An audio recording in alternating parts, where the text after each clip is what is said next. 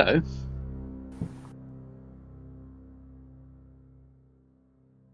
oh, that's good. This is episode 4 of The Year That Never Was, 1980.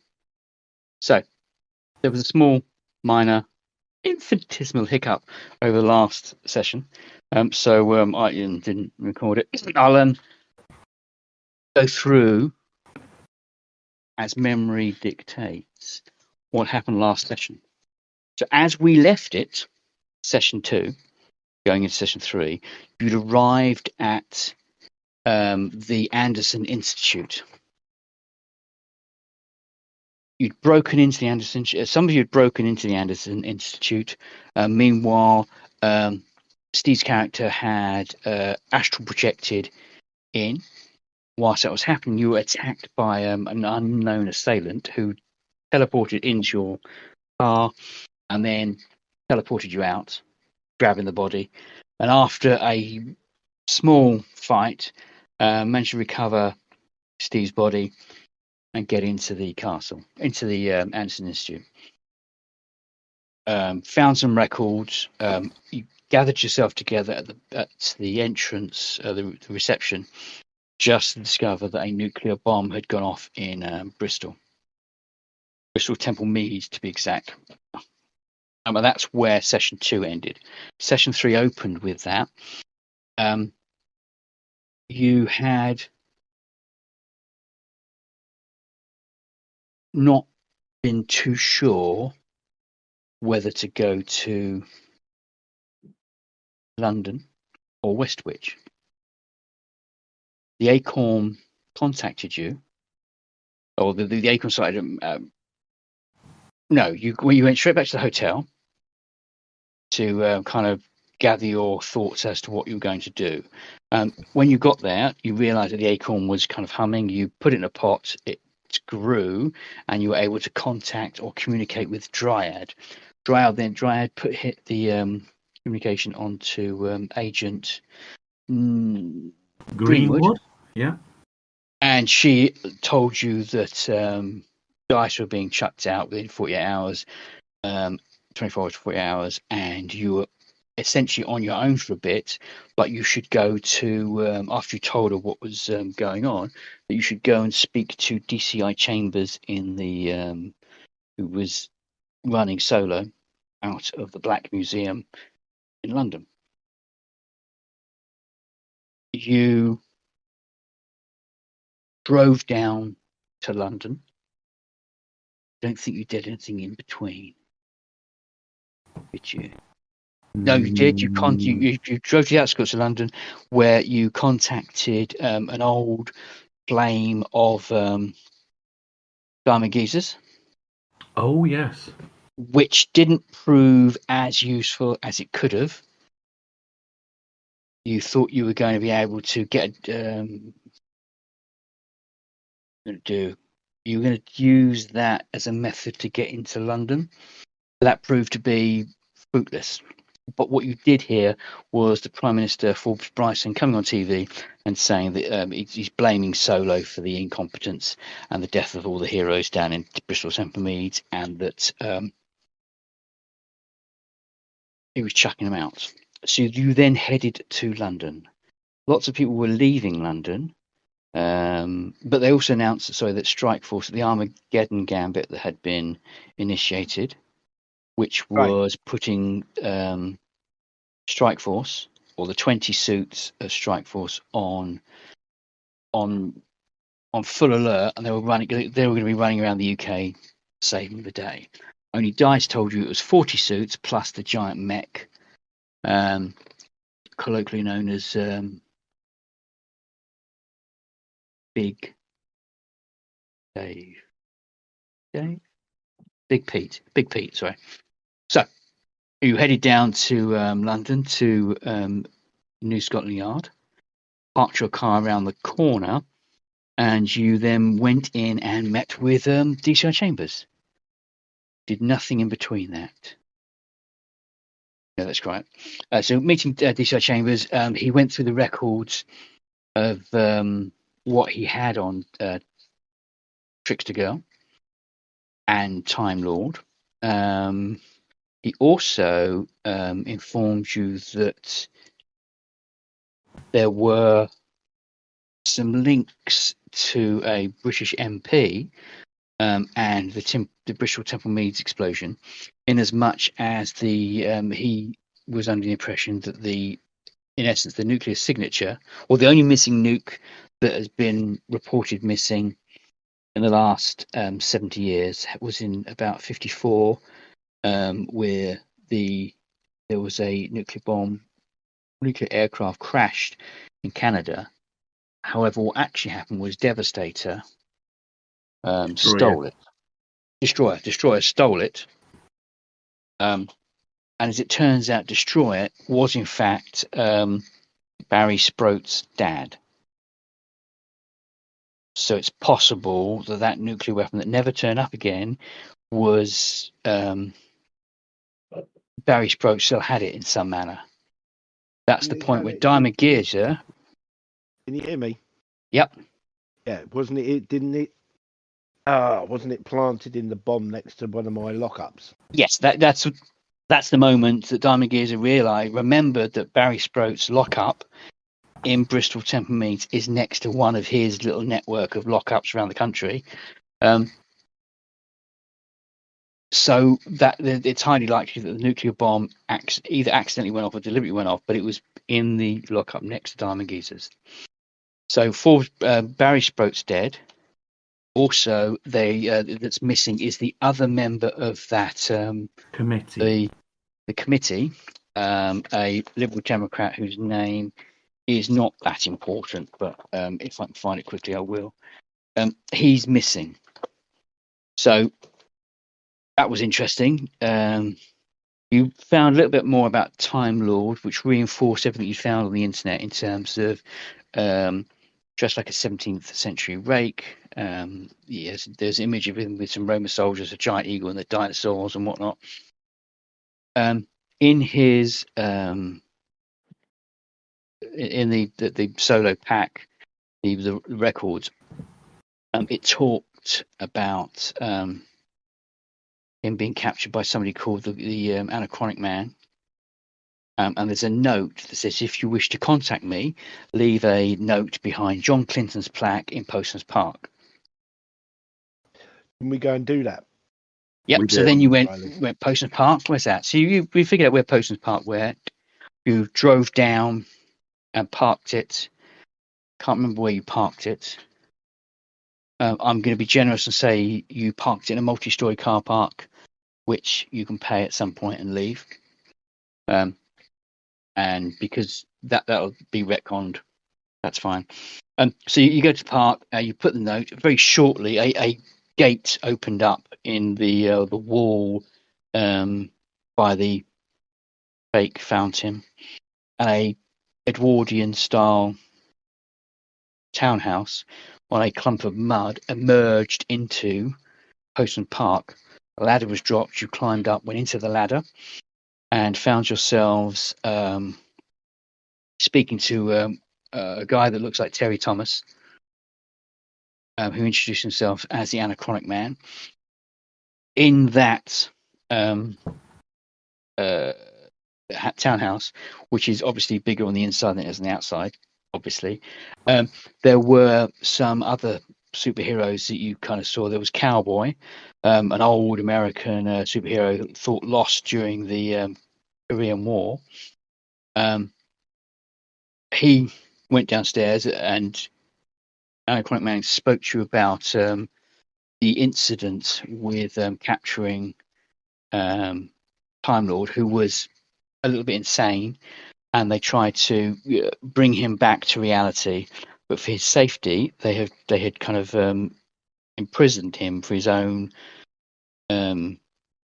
safety into a pocket dimension within the dimension of Tindalos, using some mathematical equations. So the problem they had was they can go and get him, but history has already played out that when they do that, there are going to be some Nazis there. He was talking about Nazis on the Eyrie, the Himmler's castle. Babers, I can't pronounce it. I've lost the pronunciation. Babersberg. It's close enough. There was some scientists working within Tindalos. There was reported to be a Hanabi flying UFO, some V2s and V1s, but they weren't aware that Time Lord was trapped in a kind of bubble in the cave.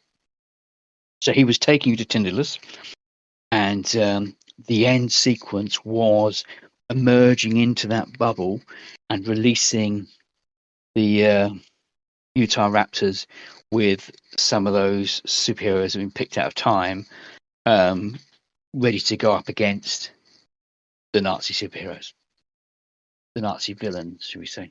Woo. And that's where we left it, really. It's all coming back to me now. Yeah, So- I think that we maybe missed a couple of bits there, but I think that's more or less it. Yeah, it's a pretty good rundown.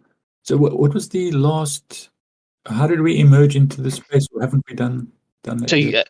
a gate opened, and you simply flew your flying townhouse into the Tindalos dimension. We can take a step back and explain what the Tindalos dimension is.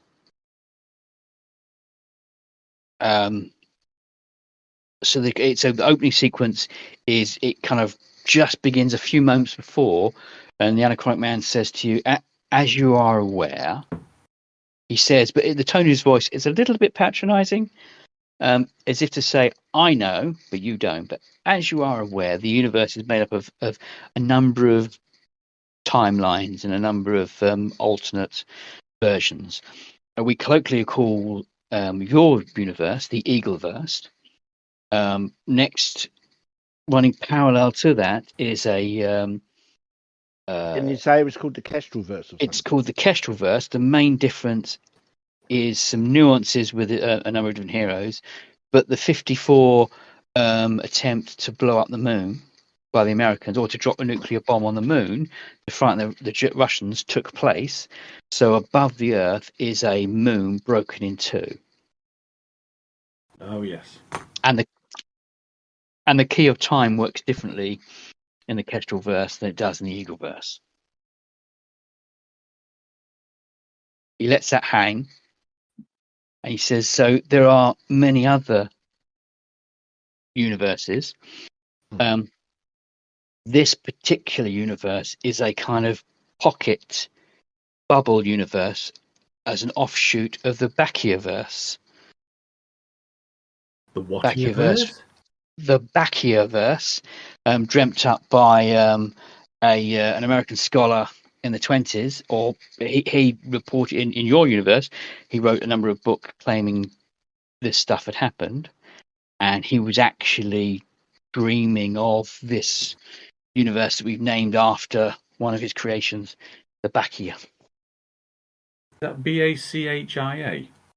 No, with a K. BACK?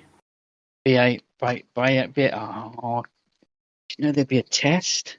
BAK. Oh, hang on. It's one of Lovecraft's monsters. Oh, the Biaki. Biaki, yes, it's Biaki. Biaki. Sorry, now So I'm kind with of you. Shriveled creature, sort of flying creature. I'm pretty sure he created it. Otherwise, it was. I trying to pick a bird kind of creature that, because all of them were like eagle, kestrel, verse, because it kind of stuck when I had the two. So Got you know. I'm glad my character doesn't read Lovecraft. yeah, I've read the odd bit. Yeah, no shit. I would have thought the technical phrase is all of it. Not yet. There's I'm halfway. I'm a little way into the letters to Argus Derleth, which are quite interesting. And then I've got after that I've got to do that's 2 volumes. Then there's about 26 volumes of the letters, and then the non-fiction 5 volumes. I'm padding for time until I find this thing. But yeah, it's just. I don't think it's gonna be as bad as when I try the Tolkien stuff. I did the 12 Christopher Tolkien books, and you just get wiped out with that.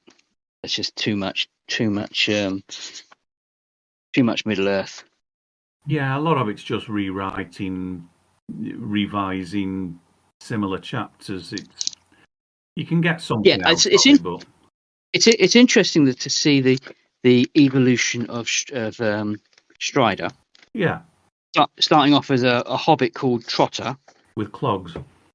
Yeah, which is a bit odd, and then it kind of moves into the elves began as gnomes, which is anyway. So Eagleverse, Kestrelverse, Ospreyverse. Ospreyverse. Yeah. Condorverse, Phoenixverse.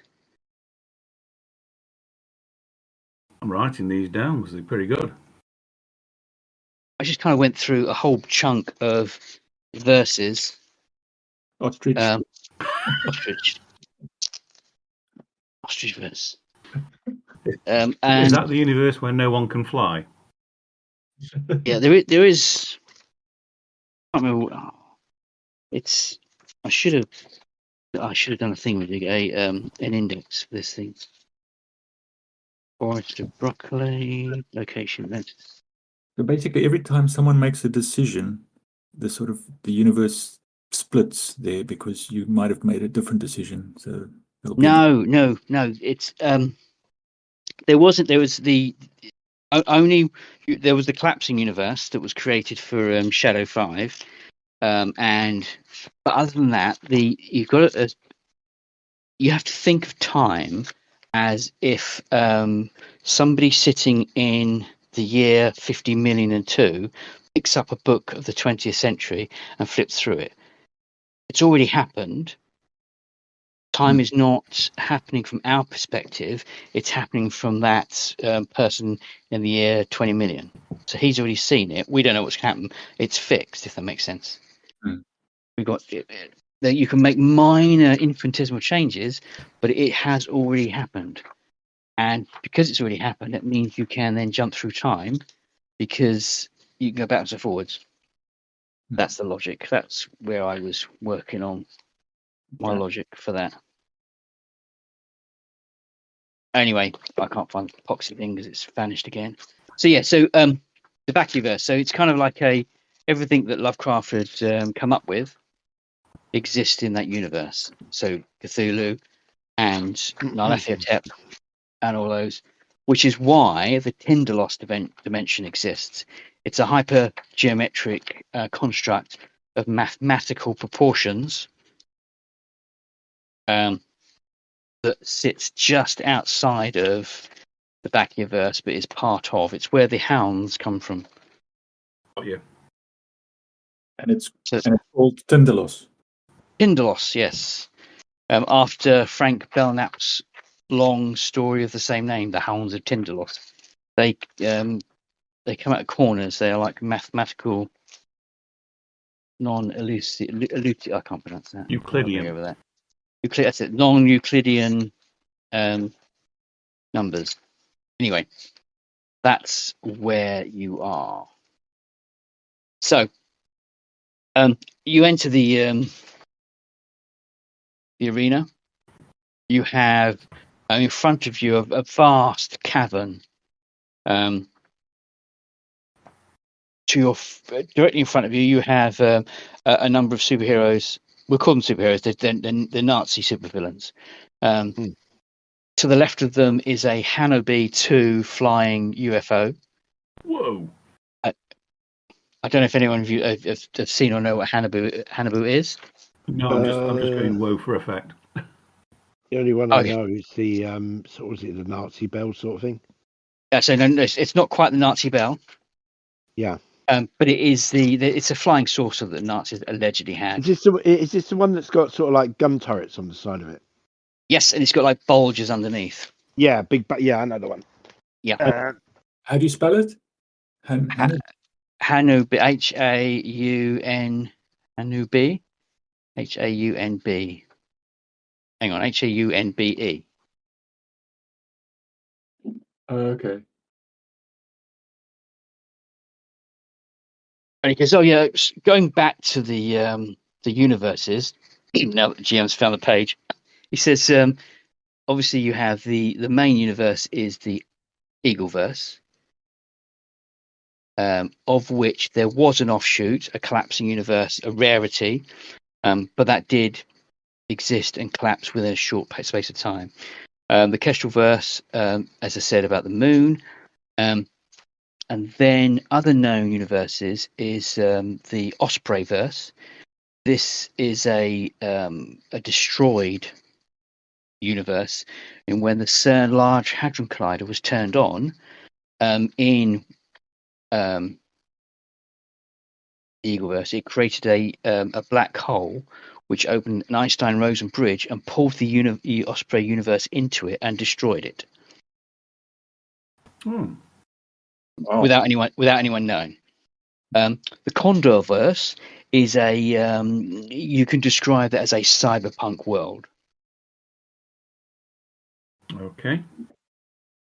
Named so because I ran a cyberpunk campaign, and the group were called Condor, named after the film 3 Days of the Condor, because I quite like the sound of it, and the fact that 3 Days of the Condor was the film, whereas the book was 5 Days of the Condor.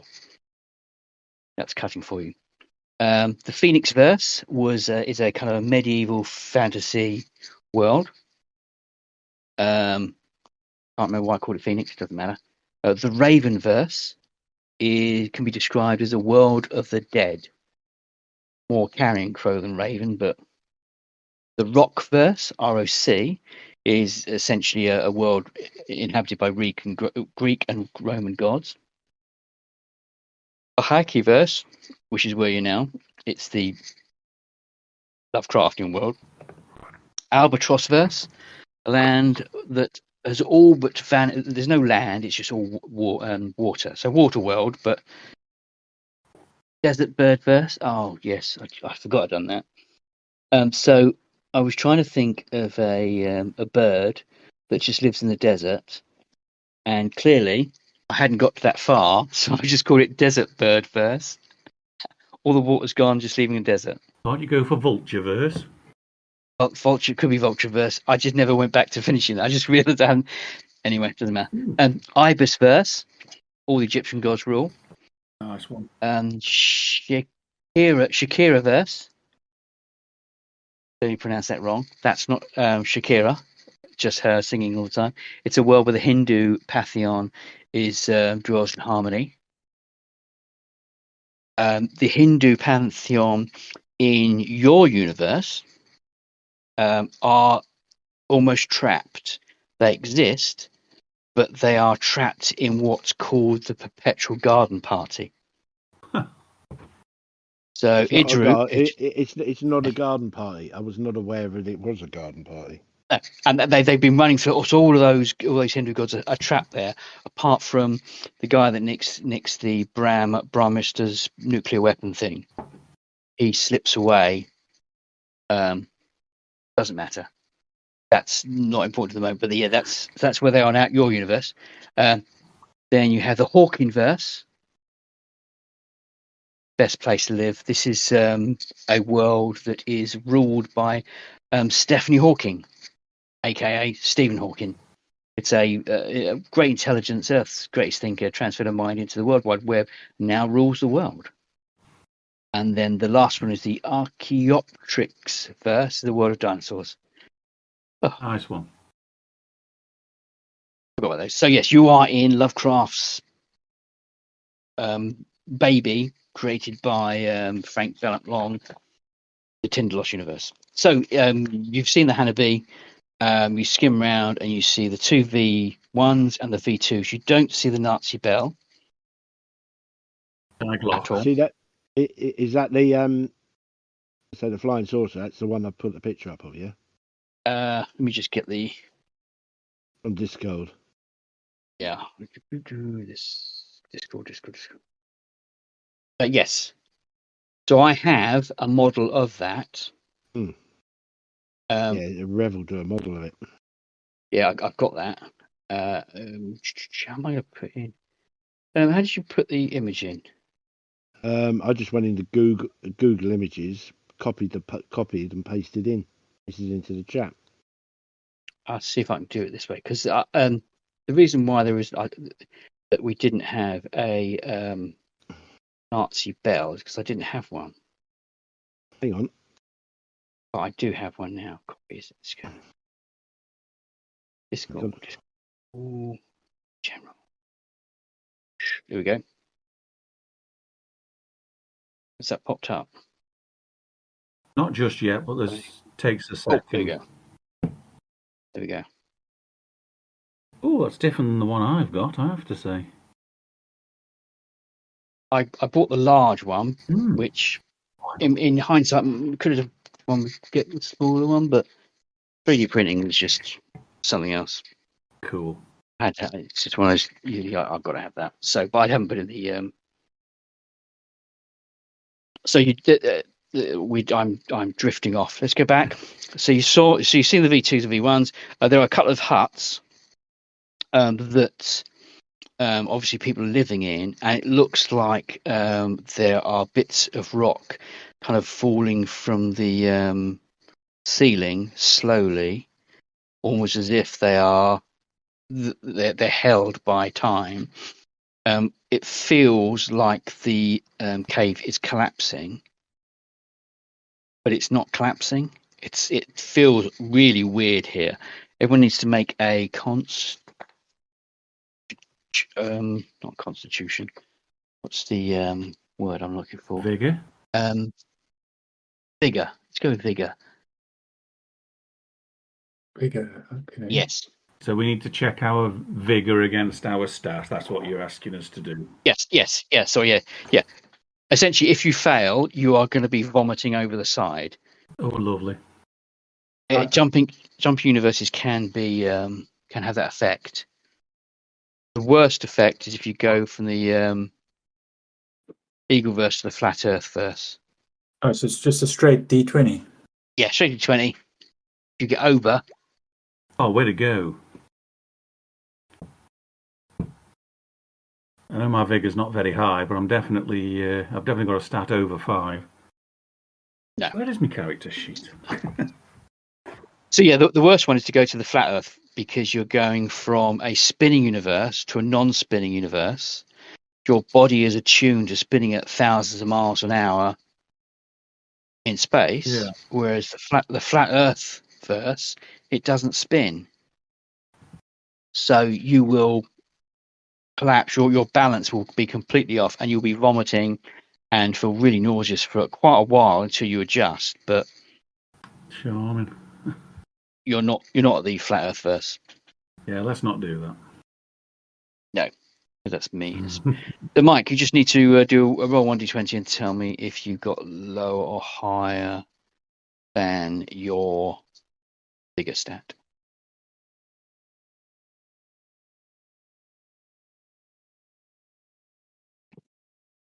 Just falling asleep. Oh, he's dropped off Discord, actually. Okay, we'll wait for we come back. We'll assume it's a moot point whether you'll throw up or not. It's just for effect. So, glancing in, you see the first lot of guys on their Raptors shoot forward. There's some yeehaws and some blasts. In the far corner on your left, you can see kind of like an opaque bubble. Right. And the Anachronic Man points and says, "That's where the Time Lord is. That's where Time Lord is." I remember now. He said he wants us to rescue Time Lord, and the rest of the guys will tackle the Nazis. I think that was basically it, wasn't it? Yes. He said it shouldn't be that hard. Just make your way straight to the Nazis. That's the Nazis, to the Time Lord. Are you doing this on D20, Roll20? Yeah. I haven't got a map. I couldn't organise a map that I really liked. So, which is I had hoped to photograph the actual board I used, but it wasn't until about half an hour before I started that I realised I hadn't actually taken the photograph. All right. But I have days like that, so don't worry about it. So, do you have any questions before you begin? No. Other than we didn't really have an idea how to get him out of this bubble. Well, it's a psychic bubble. He's trapped there. I got a psychic, I'll call her, to create the imagery bubble. It's actually he's. I used one of his traps in essence. He thinks he's okay, but he's actually trapped in a psychic loop. There is another device you'll find when you break the psychic loop, a kind of it looks like a mouthpiece. It enables him to breathe and take on water and food without actually breathing and taking on water and food. It's a magical device that I had Spellslinger create for me. Okay. It was a payment for something. Okay, so how far away is the opaque orb thing? 200 yards. 200 yards, and there's a bunch of Nazis. So on your right hand side, you have the Nazis have engaged with the superheroes on velociraptors. There's a lot of strange looking Nazis there. On the right hand side, there's guys in suits packing stuff up. And they look like they're carrying their stuff to the Hanabi.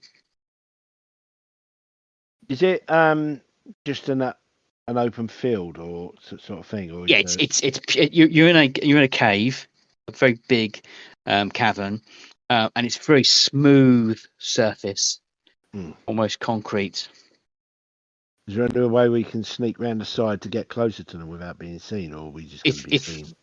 The minute the thing popped into the cavern, everyone is watching it. So you've got no chance of being stealthy and trying to climb off this thing and not be seen. No, it's quite an imposing entrance that has been made. So, given that the rest of our crew, most of whom we don't know, apart from maybe Gunslinger, are they clearing a path, or have we got any opposition between us and the bubble? At this moment, there is no opposition between you and the bubble. As the closer you get, you might find that you get involved with some of the scientists because they seem to be taking their stuff to the Hanabi, but as you cross over. Oh, just making our way forward then, rather than just... I'd like to fly over to the orb. The bubble? Yeah. Okay. So whilst... Can you carry me? What's your strength? My strength is 9 or 15. I think it's 15 if I double my size or something like that. That's my guess.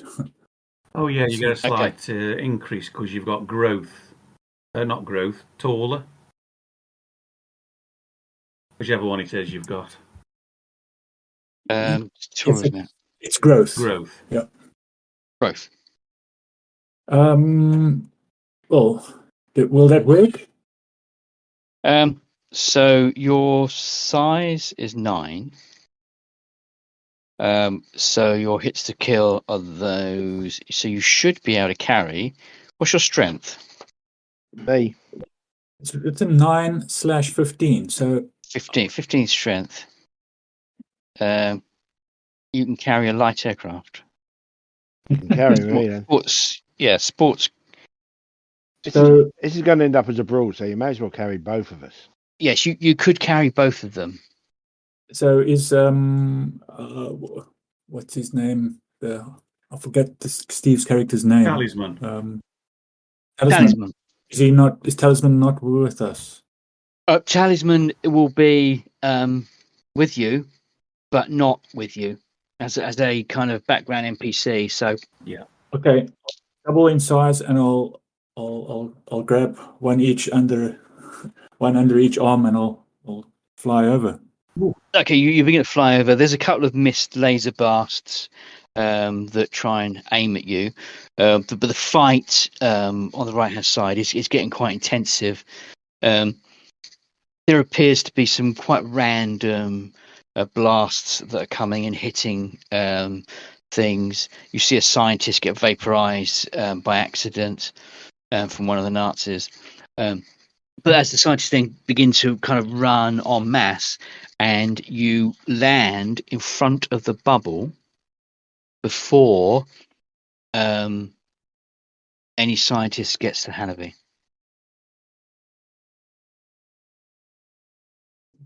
Right. So you're about 20 feet away from the bubble.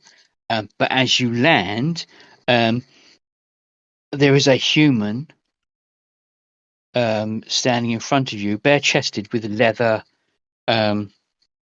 trousers on and boots, and there's a kind of a slight shimmer, and he grows fur and long claws and long teeth. He goes full Wolven as you land in front of you. Spouts something in German that you have no idea what he says. Yeah. Nothing. I think it's not hi. Would you like a cup of tea? It's it's German. It sounds bad. Right, I'm going. Mine got I'm going in swinging. gone und blitzen, that kind of stuff. Yeah. So what's your dex? Achtung Yeah. Spitfire. Yeah. Actually, so what's your dexterity? I'm just trying to look up the character sheet. Anybody got it? I'm afraid I don't seem to have downloaded anybody else's character sheet, or other than my own. Here we go. I got it. You got it, good. Oh no, that's just the logo. Sorry. Here's Talisman.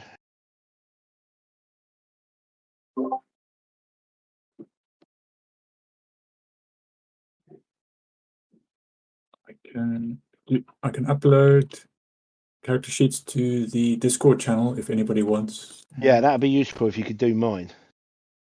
Let me try that quickly.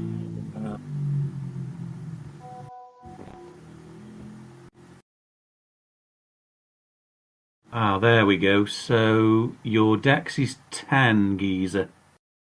Right. Just Okay, access why am the I Google Drive. What are you on? Mike, Is it in general? put it in general chat.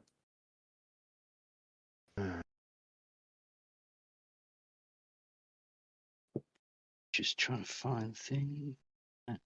No, not. He's gone over to the.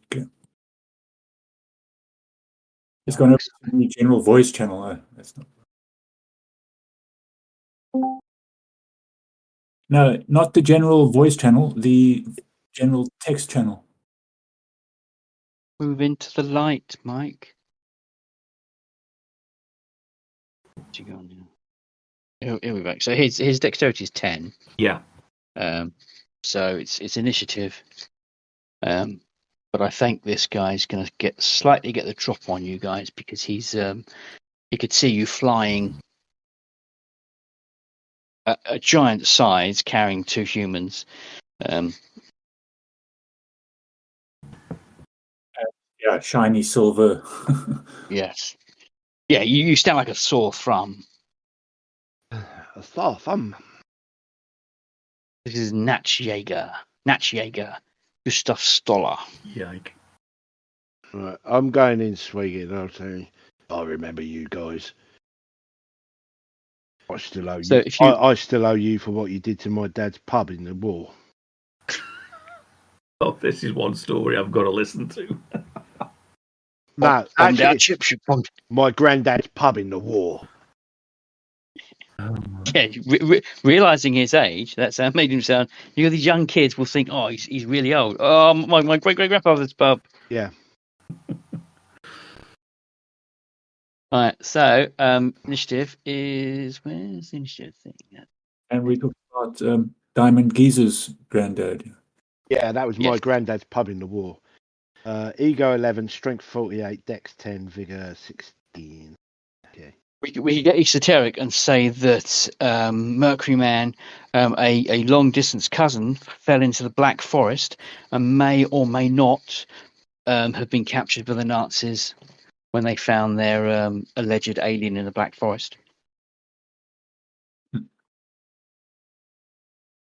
So 4, I've got how many extra rounds they give me?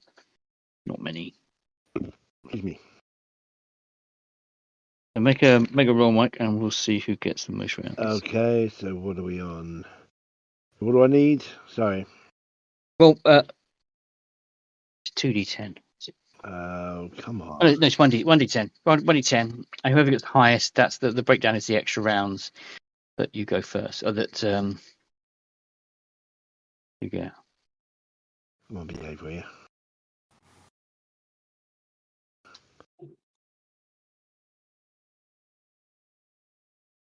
One.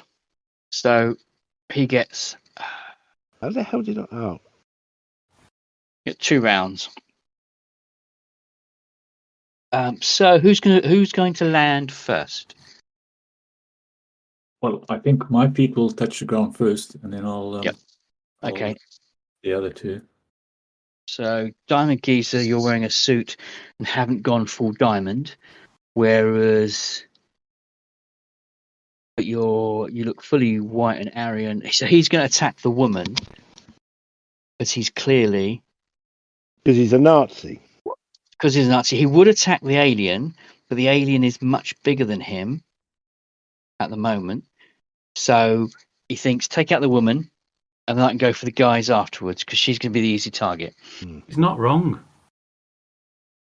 If my reactions allow it, I will intercept or block any attack on either of my either. Something tells me that our roll of 1 has put us in a very bad position.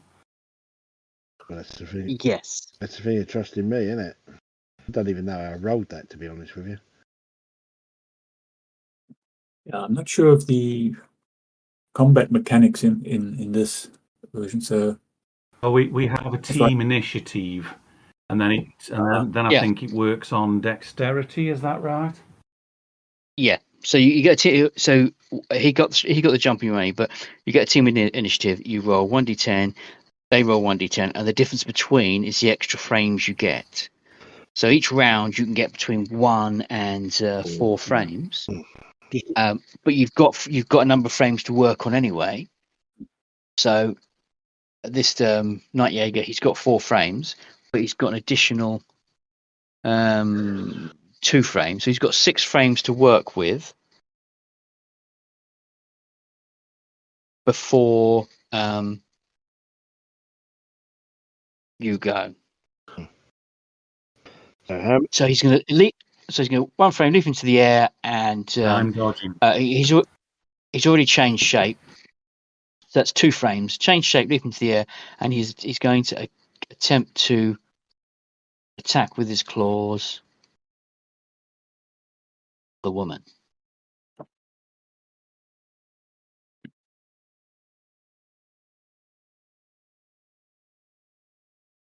Just checking the. Where's my mouse gone? So he's going to need a. Oh, what's he going to need? D20.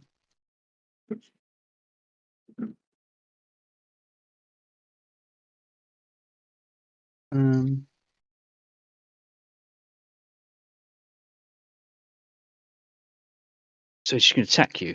What's your defense class? Well, because I'm. This is me you're talking to, isn't it, Vixen?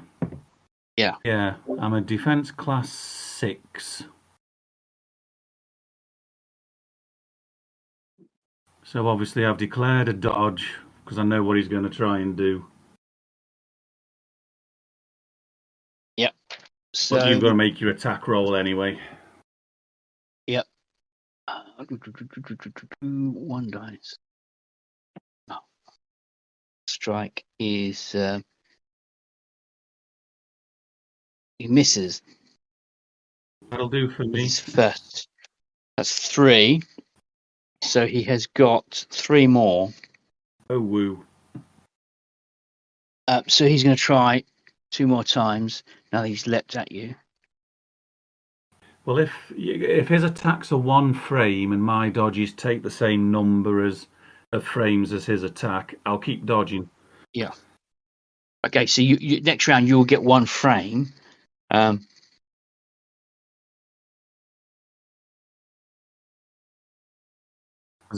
even if I use all 4 frames for this round, I've got a chance of staying alive. But he has actually hit you, and he is going to. Well, this is where I need to make the dodge then. Yeah. In between the attack, hitting, and your damage, I've got to make a dodge roll. Yep. So, well, I don't think we'll worry too much about a 1. It's not going our way, this isn't. No. So you're now going to take 2d6 plus 12 damage. So 20 points of damage. Now, is this kill or coma? So he's going for kill. Of course he is. Because he's a Nazi. Well, look on the bright side. It means we don't have to hold back. Yeah. Well, I won't role play the howling scream of agony as my abdominal wall gets split into 3 or 4 different segments and blood goes splattering across the nearest Nazi scientists. But the resonation of motherfucker goes around the cave as he slices you. That was his last attack. Considering you're an alien, do you have acid for blood? Could prove interesting. Vixen is not an alien. Ah, right, okay. So it's now dexterity order. You guys go first. So do you have any armor or any dividers? There's an argument to be made that if I'm in Vixen form, I might get hit to kill divider 2. But obviously, I'm Sally, so I've got nout. Well, so before you go into, as you left the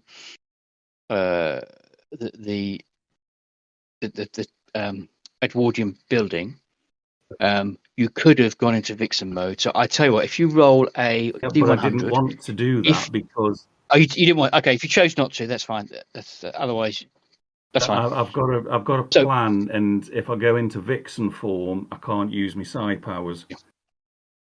Right. Okay. So who's got the highest dexterity? There you go. The woman that's bleeding all over the floor. Uh-huh. I've got 10. I've got 10 for what it's worth for future reference. Yeah, I'm on 15, so I think I've got the highest. I've got 11. Okay. Given that I was dodging, how many? You've got 1 action. I've got 1 action. If you've got 4, if you had 4 frames, you've got 1 frame you can go because you were dodging for 3. Right. So I mean, this won't work if I've misunderstood what you were saying, but if the bubble is some sort of psychic prison, then I was going to use Mind War to see if I could shut it down somehow. Given that Mind War is Okay. it's a way of overpowering another psychic phenomena. Yep. Okay, so you will, if you continue to try and do Yeah. that, that's going to take a little bit of time. Then we move on to Mercury Man, who has a dex of 11. Okay, well, looking at my character sheet, I've got attacks. Basic attack is first of foot, but I've got this dive into combat. Yep. You Which haven't landed. You haven't landed yet, so you can use that to literally dive into combat. Oh, I thought I had landed and You said you dropped them off, but you hadn't landed. To be honest, Vlad, I thought that's what you'd said, that you were still airborne. Yeah. okay, well, if I've dropped them off and I'm still airborne, then I will, if I can dive into combat, I'll do that straight in, and I will. I don't know what that entails, but I will kind of shape myself. Is that flight? Isn't it? Yeah. I think I shall find where that says. So you add a +5 damage modifier for that attack only. And it says 1 frame to recover. Not sure what. Yeah, the round Yes. split into 4 frames. So you So can make an attack it's in got 2 frames, and you must spend your next frame recovering. So theoretically, you'd have 1 frame left out of the 4 that you would get in a complete round. Yep. But you Yeah. get an additional 1d6 and 2d6 plus 6 hits to coma during Yeah. that first round. So I'll do that. 1d20.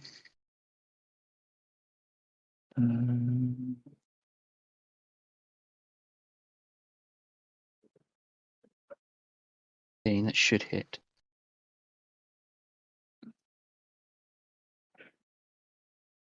And I'll say, we will ask the questions. So attack 2. So hit, and you are going to do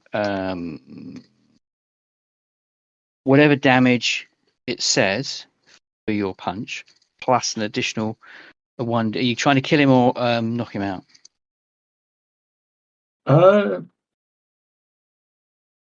Just I'm not trying to spare his life or anything like that. I'm just right in there. So I have to do the. Sorry, what was it? 2d6. It's 2d6 plus 6. Yep. Plus an addition. So whatever was on your sheet, plus an additional 1d6 hit to kill. What's this plus 5 damage there? Oh, so that's added on top of all of that. So on your sheet, you've got a damage modifier.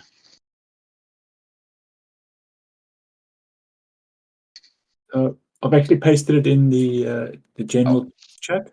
Let me get. Person. So I see that's 1d6 plus. Okay, I'll just do that 1d6. Yeah, so dive into combat for you, Roger. 2d6 plus 6 hits to coma. Plus you do 1d6 hits to kill. And the way I understand it, your plus 5 damage, which is basically a consequence of you using your flight to dive into the melee. I think you apply it to one of your either hits to coma or hits to kill. Yeah. So that's 7. Or no, 2d6. When we redo that, so that's 14 plus 5 is 21, and 2 hits to coma. That's the other way around. 20. So it's 7 and 14. So 7 hits to kill, 14 hits to coma. He's got a divider of 4. Jeepers. So yes. So you do what's 7 divided by 4 is 2 points of damage. That is 14 divided by 4 is let's calculate. It's what, 3? 14 divided by 4 equals 3.5. Round up. Okay, so you hit him. He doesn't seem to be stunned by it, shaken. Mike. Yes. Oh no, sorry. Monkey Man has one more action left. Okay. Yeah. Can I back off slightly? Yes. Yeah, you can use your last frame to do a move. Yeah. It's like a half move thing. Mike, Yes. what are you gonna do? Harry, hit him. Yeah, I'm going to smack him in the gob. Okie dokie. Smack him in the Führer hole. So your movement defense. Your weapon class is 3 for a Sunday punch. His defense class is 4. So you've got to get 10 or more to hit him. Right, it's on the D20, yeah? D20, yeah. Now that I found the bloody table. Come on, geezer. D20, come on. Yeah, you've come on.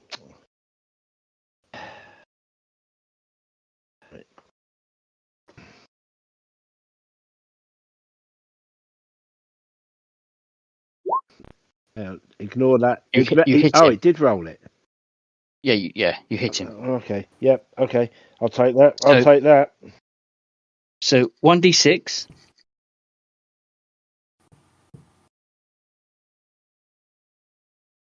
That was a 4. 4. So it's 4 plus 33. A 37. 37. It hits to kill. Hits to coma. 3d6 plus 12. But without the damage modifier. Just trying to apply that on 1. So 3d6. Hang on a minute. I'll just hit. I just rolled a D6 3 times because this thing's off. 1, Yeah. 2, 3.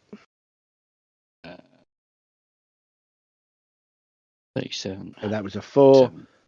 7. Yeah. So it was a 4. That's 2. Because they've managed to do it 4 times, but you want 4, 2, and 3, don't you? Yeah. No.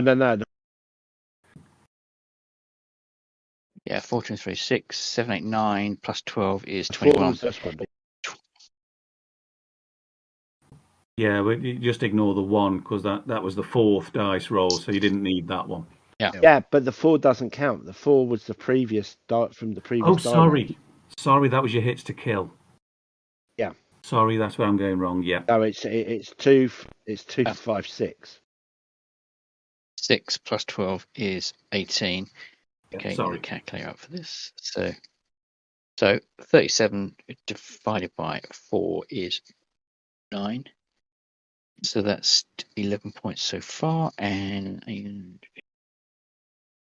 maths is fantastic. 4, so that's 8.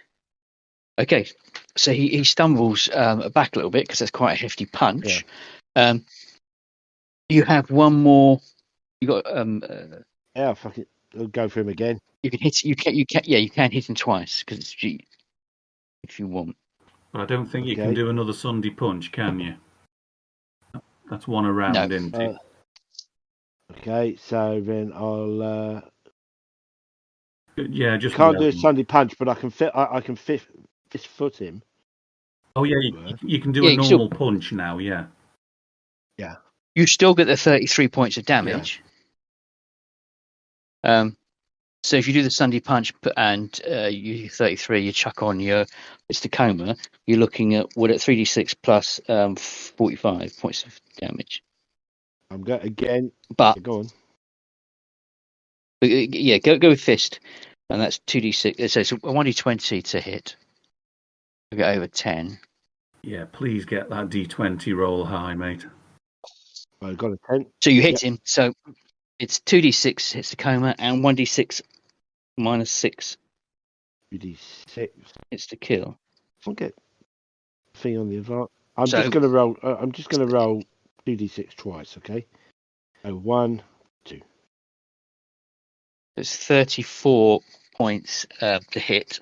If it hits the coma, and 2d6 6 plus that's just 6. Yeah. So I've got a 6. 4 and a 4 and a 2. So it's 6. Yeah. 9. Yep. 34 divided by 4 equals. That's not good. That's wrong. 34. Let's go with that. Okay, so he's not knocked back, but he's a little bit staggered. He wasn't actually expecting you to hurt him as much. His Yeah. And it's the fist hits. The fist hits. My skin turns translucent and turns into the crystalline. yes, As I said, hence doing the 33 points Yeah, good damage. stuff. So he's now going to. So you've done mind war against the bubble. Make a strike roll. A Yeah, mental attack it's roll. D20 plus me ego, isn't it? Yep. So, so 23 in total, Kevin. Yep. Could have done with a better roll than that, but never mind. 23. So you feel as you connect to the bubble that it does kind of ripple, and you think it's going to take a couple of those to burst it, but you have made contact. Awesome. I will simply keep concentrating and bleeding in that order. Okay. So, Mike, you've done how many attacks you done? You've done 2 attacks. Yep. Okay, so it's now this werewolf's go. He is going to put me back. So he's going to say, I'm going to roll 1d6. 1 to 2, it's going to be Vixen. 3 to 4, Mercury Man. Diamond Geezer gets the top end. Because whilst she's the easiest target, you did more damage to him. Right. Okay. 1 to 2, he's still going after There's Vixen. a shock. I thought that was fair. So 17. Well, I don't think I'm dodging at the minute. So. Oh, crime. What's your defense class? That will be 6. Okay, so he needs to get 10 or more. So you hit. The 17 rather does make that a moot point. Yep. So it's going to do claw. No. Yeah, claw. 2d6. So 2d6 is going to come off your hits to kill. Plus 12. Yeah. And then it's going to be 2d6. I pushed it once. So that's 22 points of damage off your hits to kill. And it's going to be 1d6. It's a coma. 4. Minus any modifiers. Dividers. And it was what, sorry, 22 hits to kill, was it? Yep.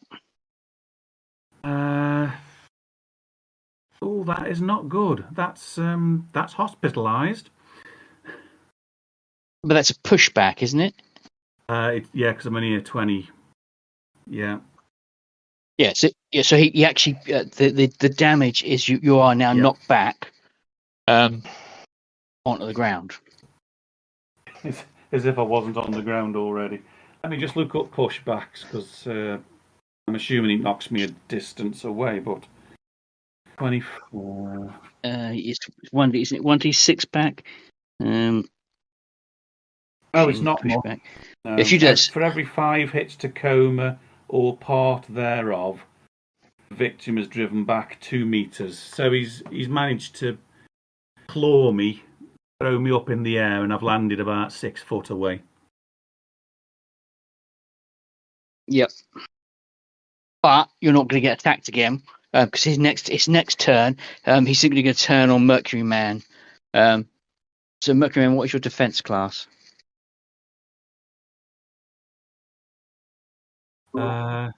Defense class. 6. 10 or more.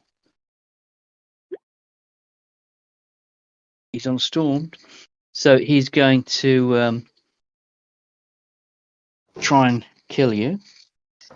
2d6 with his claw. You can declare it. Plus 12, 18. Oh, sorry. Yes, you can declare your dodging. Oh, yeah. You can wait for Kevin to make his attack roll. I know he's hit you. You can now declare a dodge. If you are successful, you get some extra dividers because of your stretching ability. Yeah. So what's your dodge? +1. +1. Okay, roll 1d6 and add 1 to it.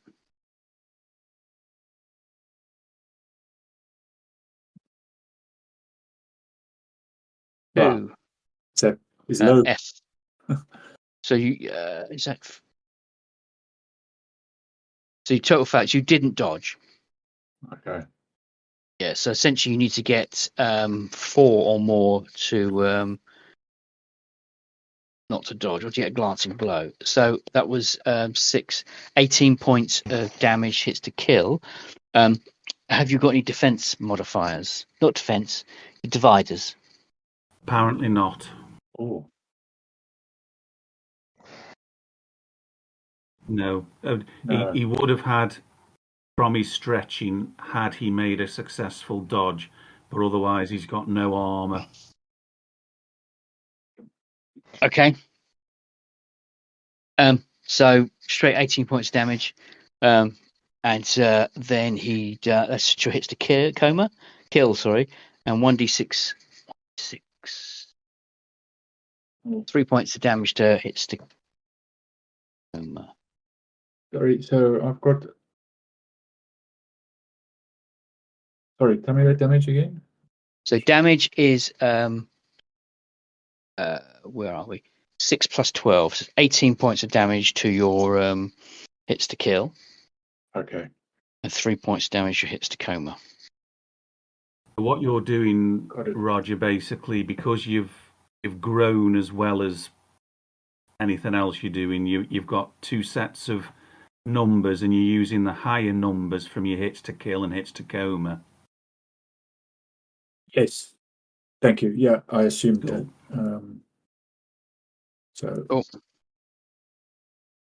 I was just scrambling to write it down because I didn't see a handy place to record it on.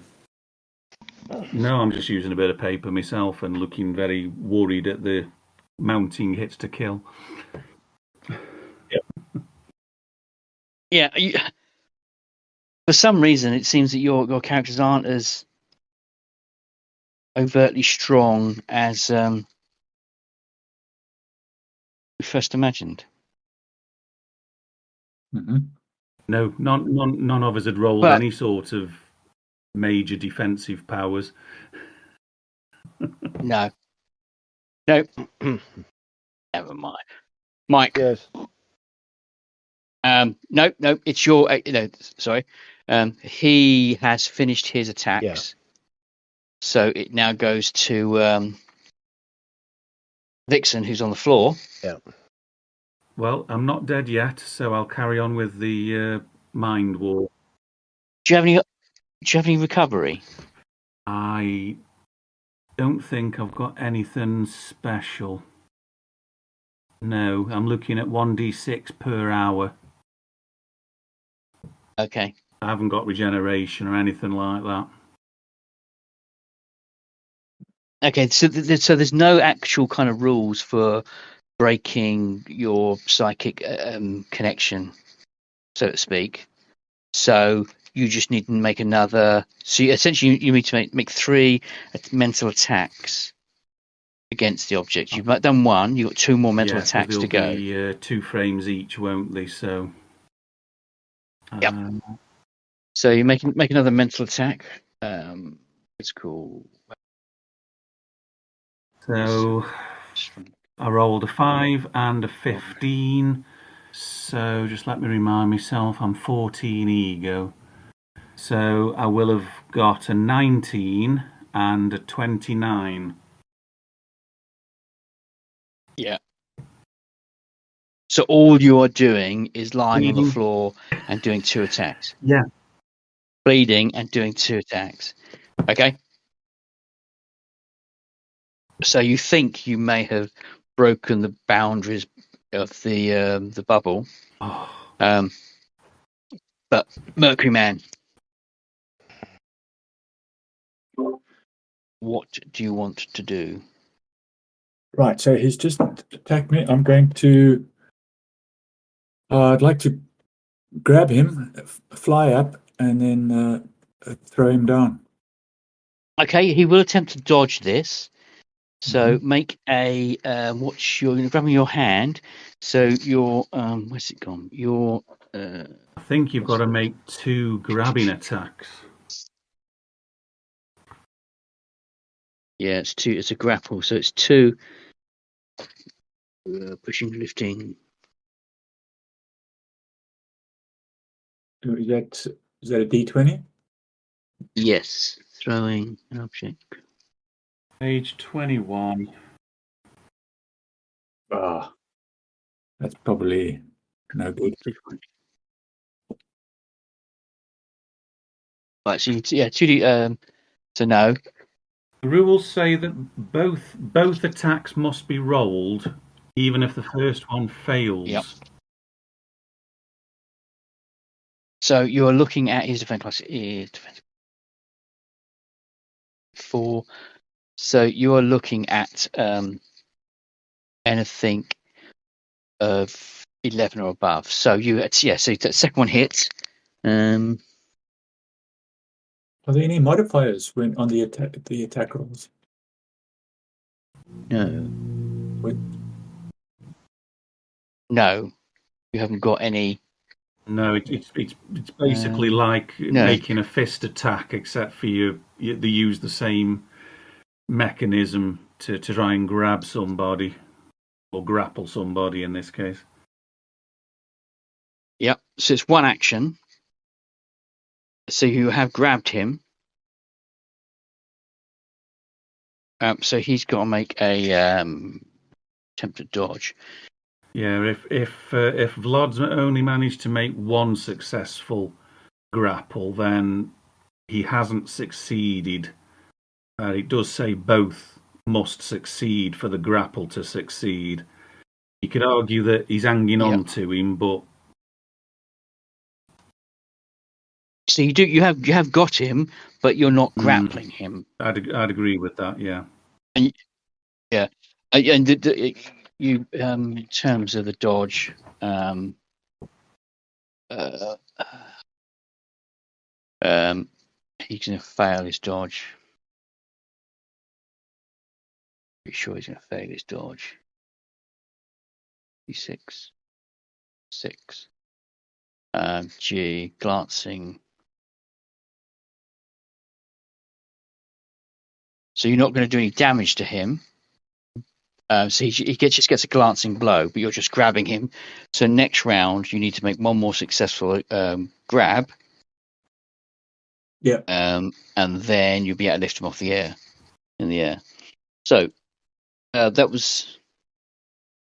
So you've done 1 attack, which is so if you do another attack and you successfully grab him, but you can't then fly until next round. You can't attack, and you don't have any skills that enable you to attack and you haven't got jump into combat. you've got dive into combat, but that's no. Actually, you do have dive into combat. So as such, you can reverse that as dive out of combat. So if you make another successful 2 attacks for both hands, if you make a successful grab, you can then fly out of combat with him in your hands. Well, that's 1 in 400 chance of. That's 2 natural 20s. That's not bad. Blimey. So you have grabbed him and you have flown. You are now in the air at whatever speed you are flying with Natchwolf, Natchjäger. But you can't do anything until next round. Mike, what are you doing? Can I make another attack? He's flown off before. He's flown off with the wolf.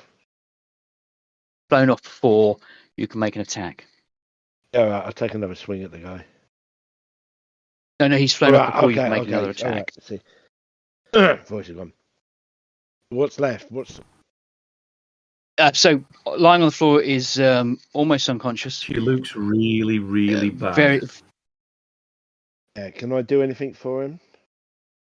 Do you have first aid?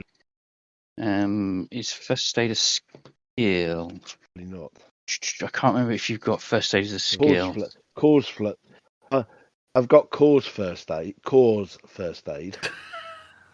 Something tells me Terry wouldn't have administering first aid. He's probably got a lovely bedside manner. So while I'm dying, he can just talk to me nicely. Yeah, I'll get a nice Cockney accent. I've got. He just he leans down and goes, "Pull yourself together, Treacle." Boy, love. Cause first aid suggests he's not terribly good at it. Cause first aid. Yeah, so I hit someone and they need first aid. Yeah, that's about as far as it goes with me. No, I've got fast recovery and help. Fast recovery, but that's not exactly.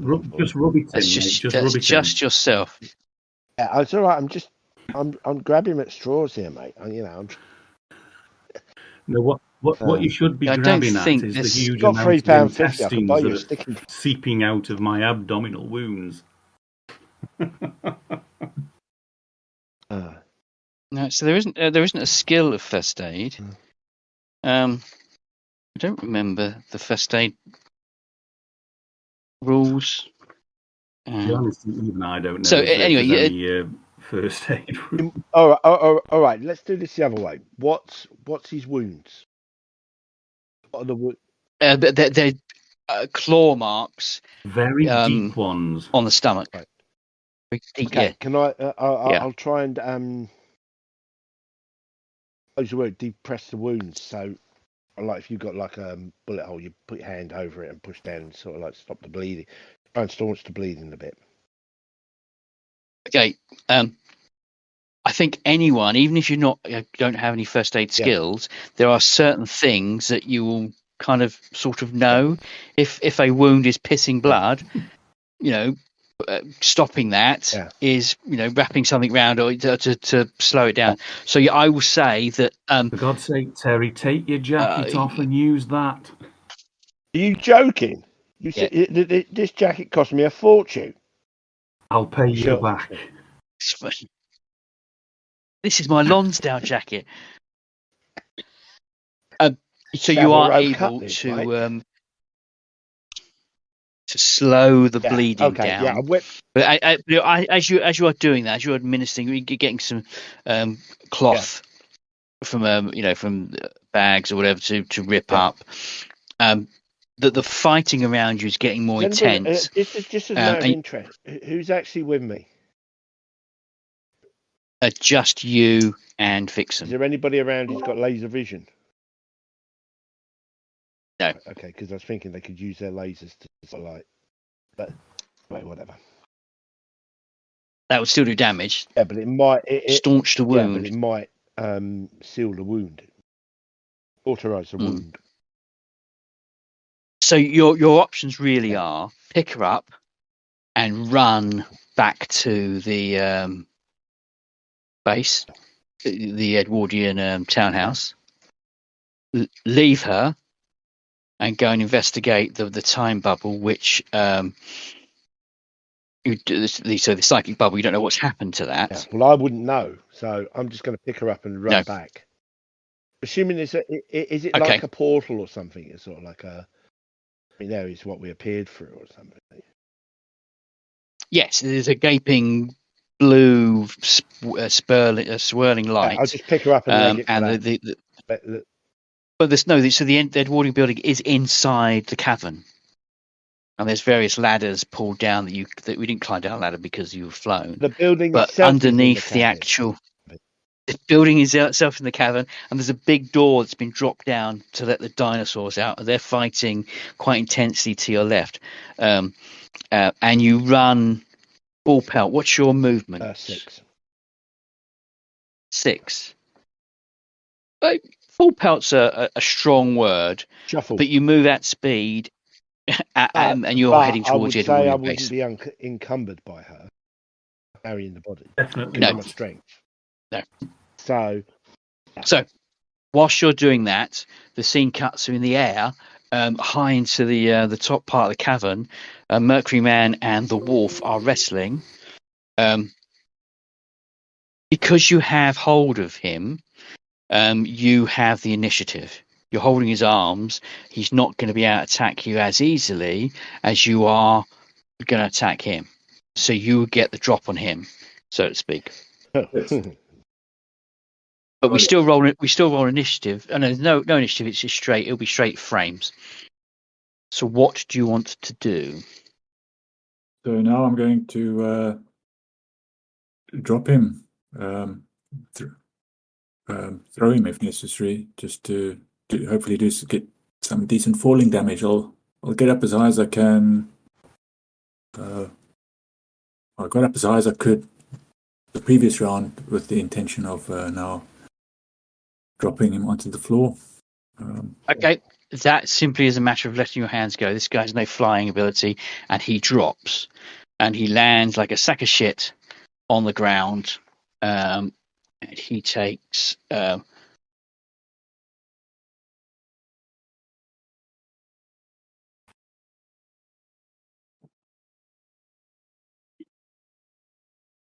19 points of damage. That's better. That's not bad. He lands. He's not unconscious, but he has anyone that's dropped from that height, despite the mathematics of this saying that he's actually only going to take 5 points of damage. I defy anyone to. He hasn't got the real ability to not. Heaping regeneration. Okay, so he lands in a heap on the ground. It's going to take him a while to kind of get back to combat. So you now have cut frames. Well, you're out of combat, but what are you going to do? You can see Diamond Geezer is running back to the Edwardian townhouse with Vixen in his arms. Come down, grab Vixen to the townhouse. I'll go and take on the Wolverine guy, because I seem to be the only one that can sort of deal with him. He's some distance off. You could get back to Time Lord. Yeah. So you think that you have enough time for Mercury Man to grab Vixen and take her to the Edwardian townhouse. All the meanwhile, Diamond Geezer are running to Time Lord.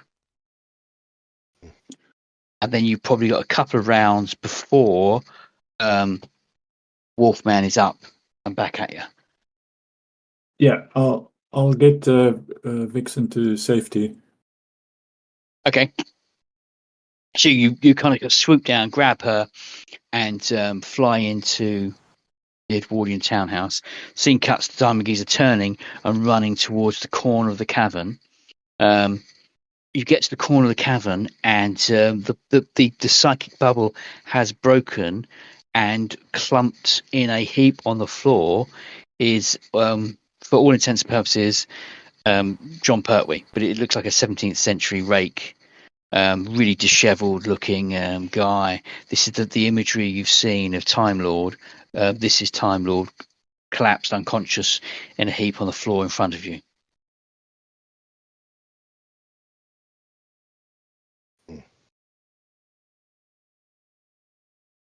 What are you going to do? I'm going to head for Time Lord. Okay, no, he's in front of you. You've got there, okay. And he's on the floor in front of you. You're maybe 4 feet away or so. I'll pick him up and back to the... Okay, you as you lean down and pick him up, there's a residue of the psychic bubble, and you get flashes of images that you don't make sense of. Nothing that images of woods, of a white throne, but nothing that makes any sense. But you turn and begin to run back. Halfway back, you are met by the Wolfman, who's looking a little bit damaged. So we go into initiative again. In the meantime, Mercury Man, you are on top of the Edwardian townhouse, having dropped off Vixen. You can both use initiative at the same time and attack at the same time. So I got a 9. See what you get. So one of you roll, and that's your combined initiative. You've got the better initiative. You do know it's 1d10. And it's the difference between the two is whoever's got the highest. So if I got a 9 and you got a 1, we then both got. Oh right, okay. So one of you roll a 1d10. Any of us? Yeah, it doesn't matter. Either of you, either of you roll 1d10. Oh no, sorry, I just rolled a 20. Ignore that. Oh yeah, no. All right, that one. Same again. So the difference, the difference between 6 and 9 is 2. So I go first, and I got 2 rounds. He's facing Diamond Geezer, not aware that Mercury Man's behind him. So he is going to leap. What's he going to do? He is going to try and grab Time Lord out of your hands, because clearly this guy is quite important to you, because whilst there's been an attack on the one side, you've gone straight for this particular guy. So he is going to attempt to grapple Time Lord. Boomp. So he gets one hand, 2. So he does exactly the same thing that Mercury Man did. He's got one hand successfully grabbed onto Time Lord. The other hand isn't. Well, I'm okay. I'm going to. I'm obviously going to struggle to keep hold of him. Well, your strength is 48. His strength is 27. So I can get him back off him. You can, but you are talking about a human being in between two really strong people. Okay. So what I'll do? I'll do is it's Mercury Man. Mercury Man goes next. So he's used both attacks to grab him. What I was going to say is if I not necessarily wrestle this guy, but restrain, just to try and hold him. Basically, I want to keep the wolf guy occupied on me. Okay, but your dexterity is 10. Mercury Man's dexterity is 11. So Mercury Man will go first. What I'm trying to say is, I will try and distract the wolf guy while Mercury Man comes up behind and clobbers him from behind. Yeah, that's what I was trying to say. It's not. Okay, no worries. So Mercury Man, you get to attack. Yeah. So can I dive into combat again? Yes. I'm gonna let's see if this. Oh, just a question. Looking on the character sheet, it's next to the attacks. It's got a column WC. That's weapon. That's weapon class. So I just need to know your weapon class for your attack. So your weapon class is 2. I think it's a 2 or 3. 2. 2. So your weapon class is 2. His defense class is 4, so you've got to get 11 or more to hit. Oh, I see. Okay. Right. So dive into combat. Unless you've got a strike modifier, but I don't think No.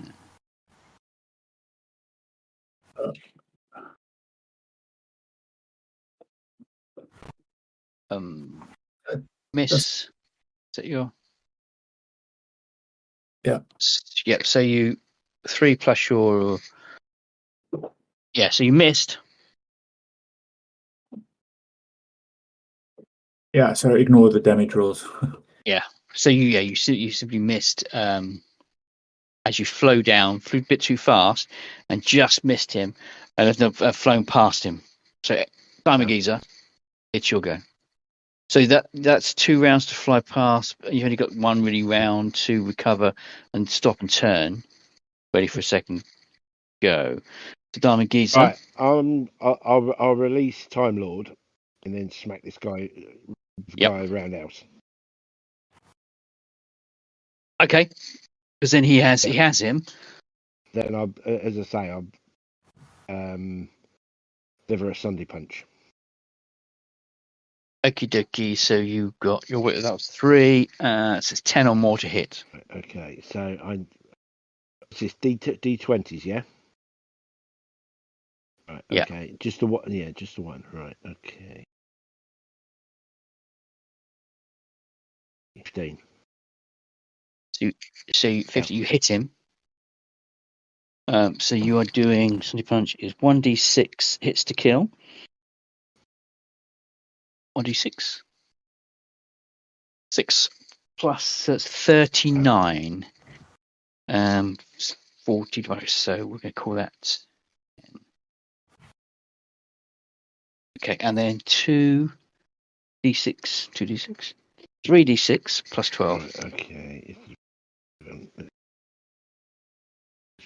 I'll just do the 3d6s. 1, 2, 3. 5, 6, 7, 8, 9 plus 12 is 21. Right, so that's 5.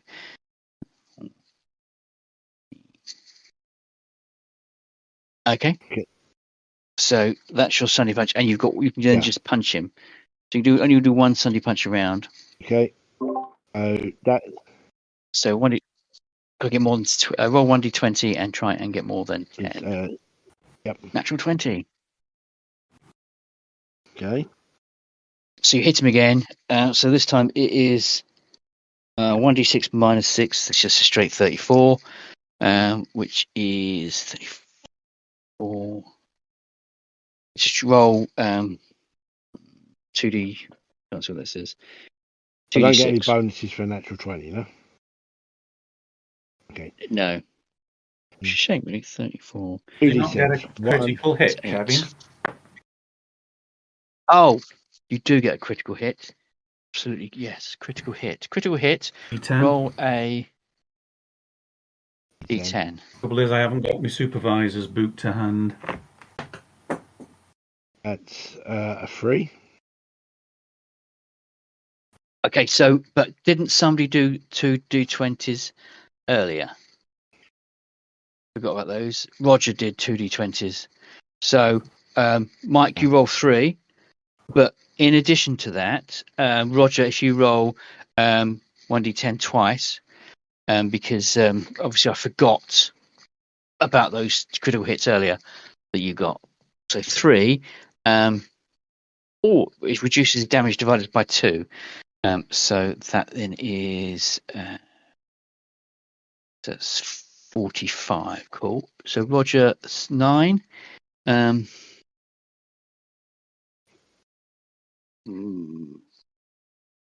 Yep. And 6 is. I got a 6 there, so that's 20. So the end result of the 3 critical hits is his powers are scrambled.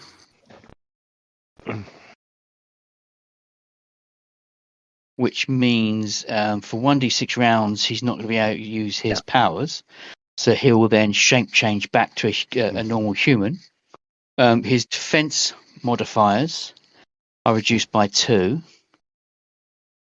but they only take place in wolf form anyway. And what was the other one? 9. 9 is 6. Nerve center, extra 1d6 damage. So you've actually so it's 1d6. I'm going to 12 to that 32. Plus that is going to be 51. So you have the solar plexus. Yes. So the cause of the damage with that final punch from Diamond Geezer, you have knocked him to the ground, and he is dead. It wasn't a pity. Hits to kill. Hits to kill is 49. You've done 51 points of damage. Once I've readjusted for the defense modifiers, hospitalized at 4. All of a sudden, he's become a good Nazi. Oh yeah, he's all a good Nazi. However, he does get 1d6 rounds recovery, but you fried his powers, so no, he is dead. Okay. He falls down. Time Lord is lying on top of him. It's that moment that Mercury Man, you look to your left, and there's been a bolt or something. Someone has thrown something, but you can see one of the V2 rockets is being tipped over, and it's going to fall and blow up. Do I have time to zip in and? You don't think so. You think you've got more time to grab Diamond Geezer and Time Lord and zip back onto the I'll do that. ship. So all you need to do is make a 1d20 roll and not roll a natural 1. You're essentially going to be flying down, grabbing them, and flying off. So only a natural fumble is going to mean that you miss. So anything other than you just rolled it. Did you just rolled it? Yes. Yeah. So 9. So you grab them and you fly into the Edwardian townhouse. As the others begin to round up, the V2 falls over. The Hannibal starts to take off, and the last kind of image you see of that of the Tinderless dimension is essentially 2 things. The Hannibal flies off through another escape portal, and the V2 detonates, detonating the second V2 and the V1s, and it's just a ball of flame as you pull out of the Tinderless dimension. Damn.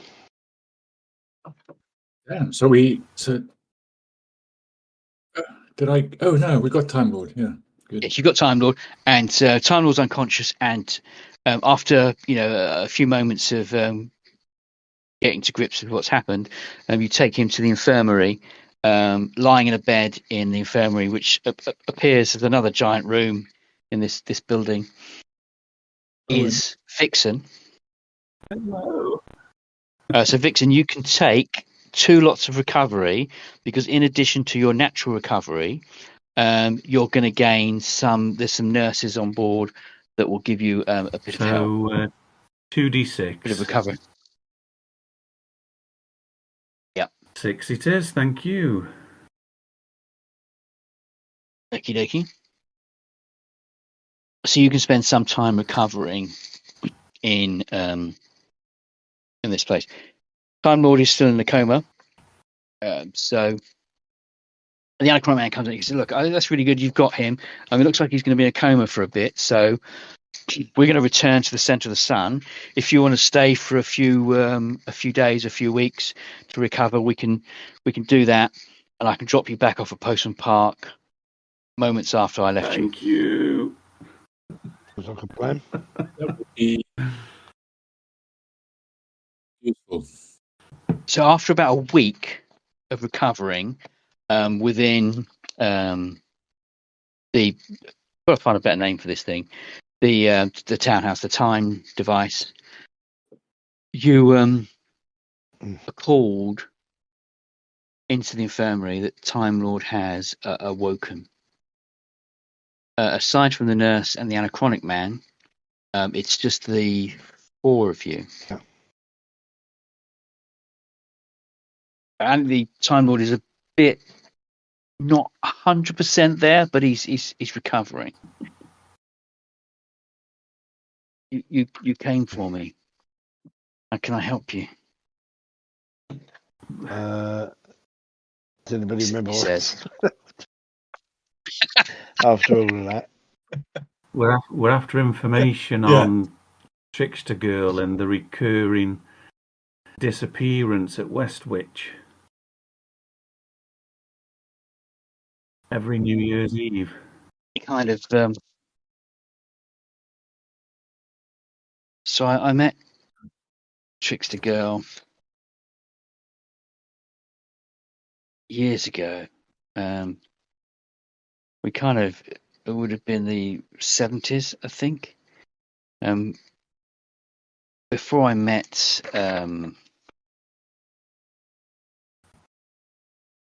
Jane Smith. So Jane Smith's the other good woman that was in the photographs in Birmingham. He says I was going out with Trickster Girl for a bit. Yeah. Quite a sweet little thing until she was killed. Well, this is part of the problem. We don't understand why she's caught in some kind of time loop. There's there's a moment in his face that he goes, "Oh, bugger! Is that still going?" Did you know about it from the 1970s? There was a thing. I was visited by the White Queen, and she wanted help stopping someone. Stopping who? She called her the Nightmare Queen. That ring any bells? That name or? Yes.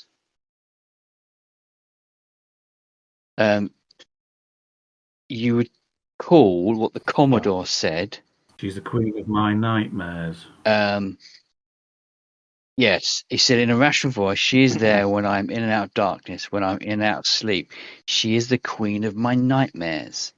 I first met Trickster Girl in the summer of 77. Which I think at the time you thought Queen Nightmares was I'm Trickster afraid Girl. we did. Got that wrong then, didn't we? The Queen, she used a lot of her, the White Queen, a lot of her magical reserves. She almost died when we trapped Nightmare Queen. She fell through a mirror shallot. I didn't see her after that, but you hear rumours, and I think if you need to speak to the White Queen, if she's still alive, there's only one person on Earth that would actually be looking after her. Who would that be? James Patterson. Yeah. So is this White Queen some kind of magician? I don't know. She had a something of an arethral, arethralness about her, almost somewhat Fey-like. I see.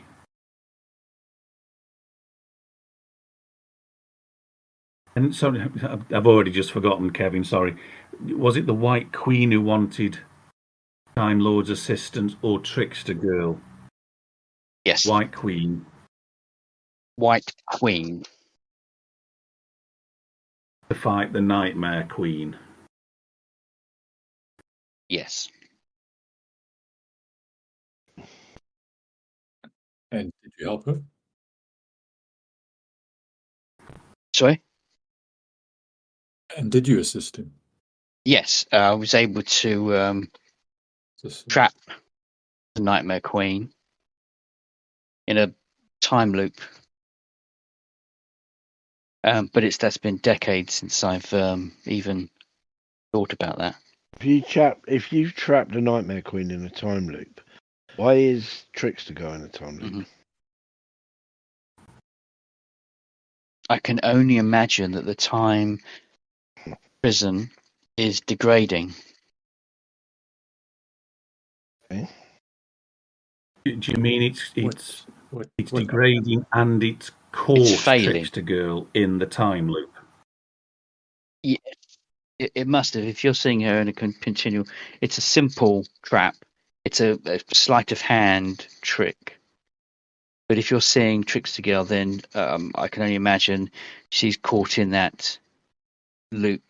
She is dead. But if you're seeing her, she's caught. The time bubble is expanding. So you'll see more things as a worst case scenario. More things get caught. What can be done about it? You need to speak to the White Queen. You possibly need to go back and where can we find the White Queen? James Patterson would have her.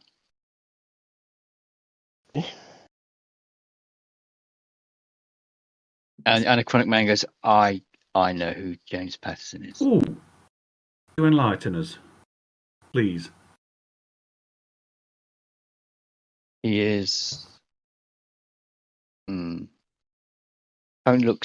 looks after the state of affairs for the Crown. Oh. Okay, wasn't expecting that.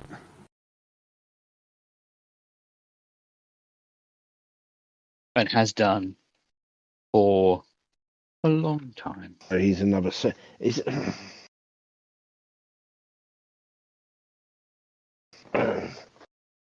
he's got superpowers in. He's immortal. So he's not. James Patterson is a little bit more than immortal. Merlin or something. James Patterson is. Oh no, James Patterson is Hugh Gardan. It's nothing to me, but I will leave it. Sure. Hugh Gardan is the prototype. Right. Okay. He's he's a very strong, powerful being of immense power. Yes.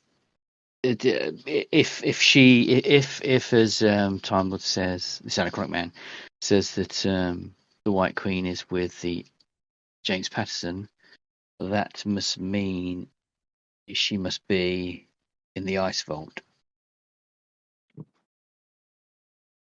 Yeah, the Ice Vault. Isn't that what they call the prisons? Deep. Yeah. They are. This was a prototype.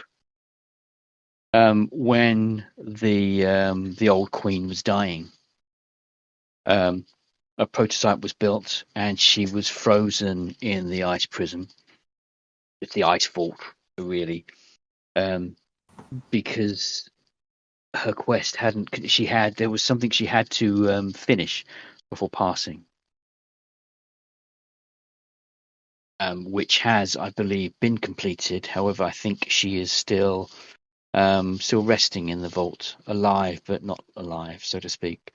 So if James Patterson has the White Queen, she must be in the vault next door.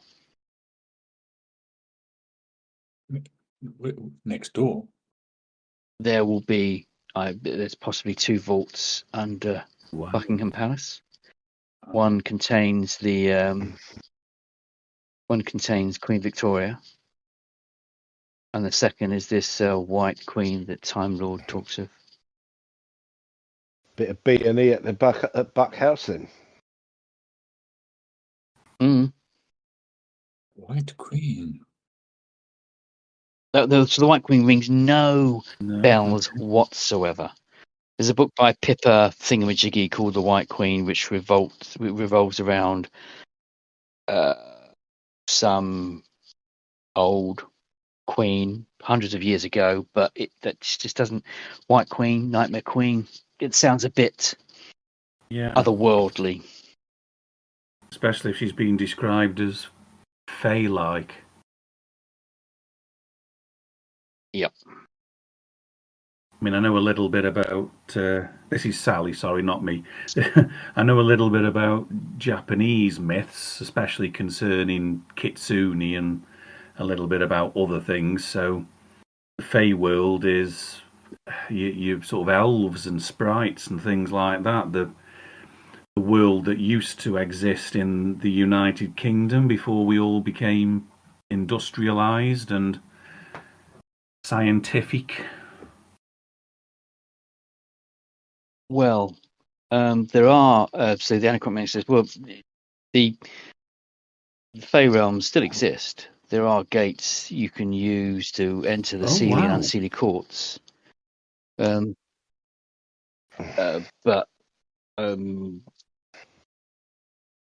they kind of link in with the Anoon and the Celtic underworld. Wow. Not quite in the same vein as the Shadowlands and the Realm of Shadows. However, it's not too dissimilar. I believe there is a gate that Thomas the Rhymer used in the Eldon Hills in Scotland. But I wouldn't imagine that's still open. Not after all this time. Anyway, that's something for another day. Thomas the Rhymer, you can Google if you want. So time passes, and Anachronic Man says, I think we're going to have to keep Time Lord heavily sedated. But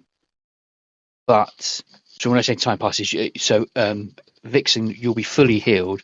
So about a month or so will have passed by the time you get dropped back. Even though you're going to be dropped back at the same time you were picked up. He says, so I can drop you in back to your time anywhere you want to go. But I will give you a word of advice. Please do. Before I drop you.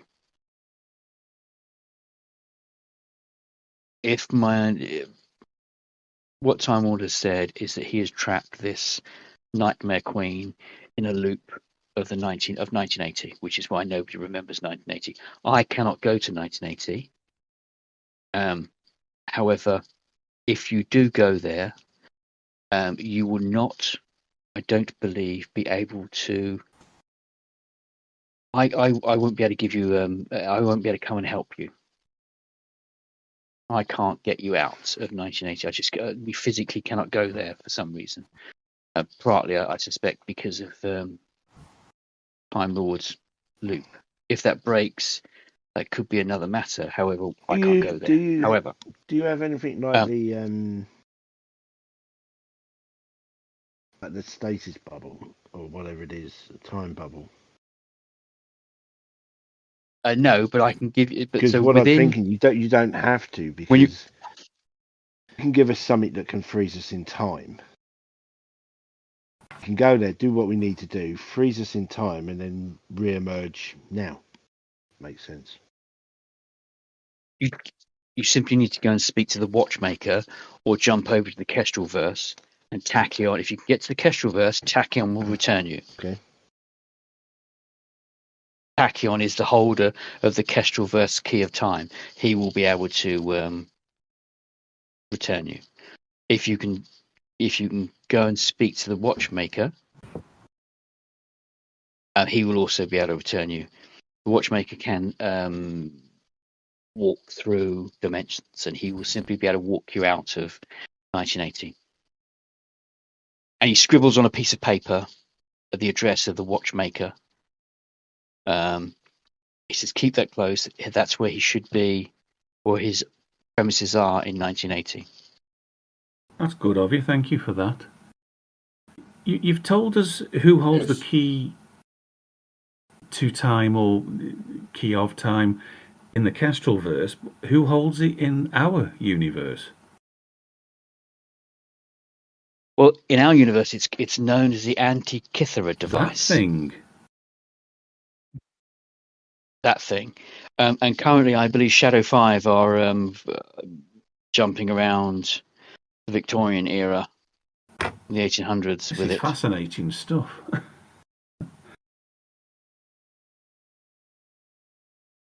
The thing with the Antikythera device, the Eagleverse is Key of Time.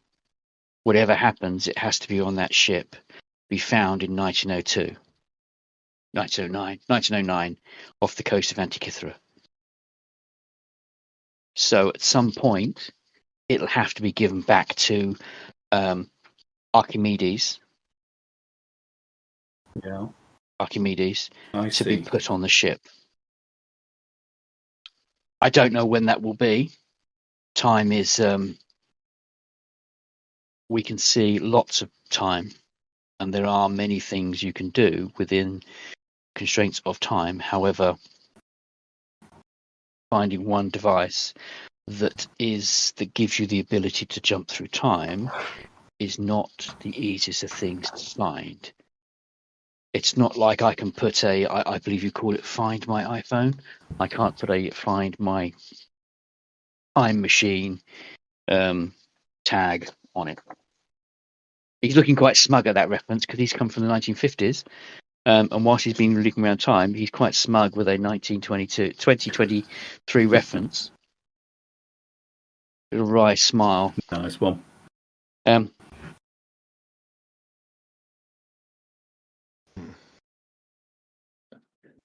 So if we manage to get to 1980, yep. we need to get back. We can try to find the watchmaker. Yes, if you go to 1980, if you have to go to 1980 to battle the Nightmare Queen, all you need to do is find the watchmaker, or go to the Kestrel verse. Make your way over to the Kestrel verse.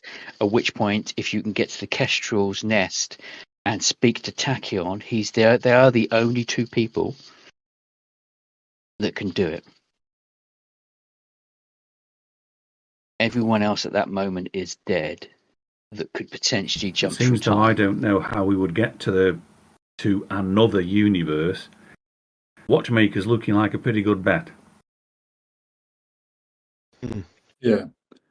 The mirrors of Shalott should be working, and there is a way junction. If you can find the right mirror of Shalott, you can enter into Jezreel's tower, and from Jezreel's tower, if you don't go to the farm, there is the Hall of Doors, and the Hall of Doors will take you to Kestrel. But the mirrors aren't working.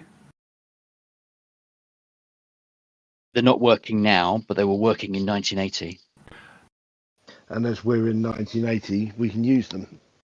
Timey-wimey stuff. During 1980, you can use... I understand what you're saying now, thank you. All right, I've always up for a suicide mission. Who's with me? I think I was way ahead of you on the suicide mission. Yeah.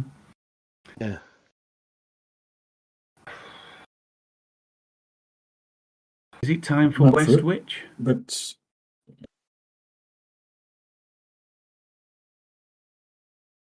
so I guess ultimately your options your options are go and see the White Queen at the palace, or go to Westwich. You didn't ask Time Lord about Westwich. Does Time Lord know anything about Westwich? Nothing that. Just go back to see if Time Lord knows anything about Westwich. And that. Because Westwich is where? the Trickster Girl time loop is happening, isn't it? So what is? No, it's a different place. She was born in Westwich. Sorry. So where was the time loop happening then? Well, I thought. So that's in National a Trust Garden. It's in a yes, National Trust Garden. It is a Jacobean house, which I have misplaced a bit of paper that says exactly my where it is, mistake. but they were in different locations. Right. So I've got confused now as to what the relevance of Westwich was. I seriously thought that's where the time loop was. So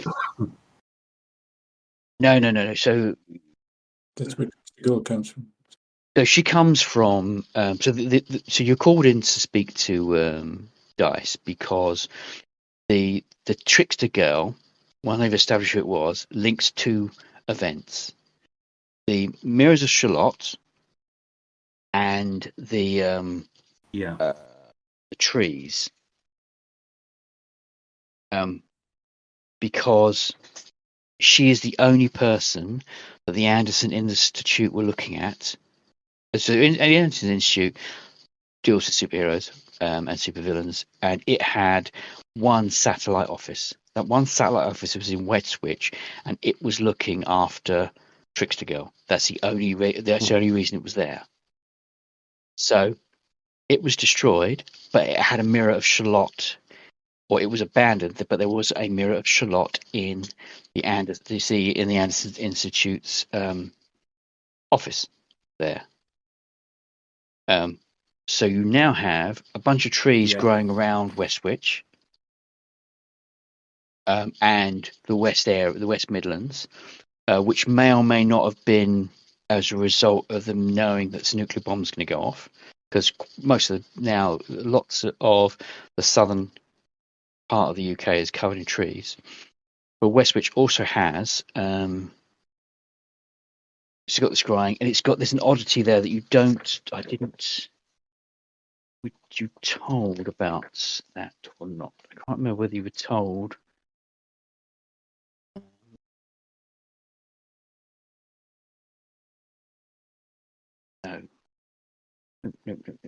No, you weren't. So you don't know that. So yeah, she links them, but nobody understood why or how that link was, which is why you were sent to investigate to see what the depth of that actual link.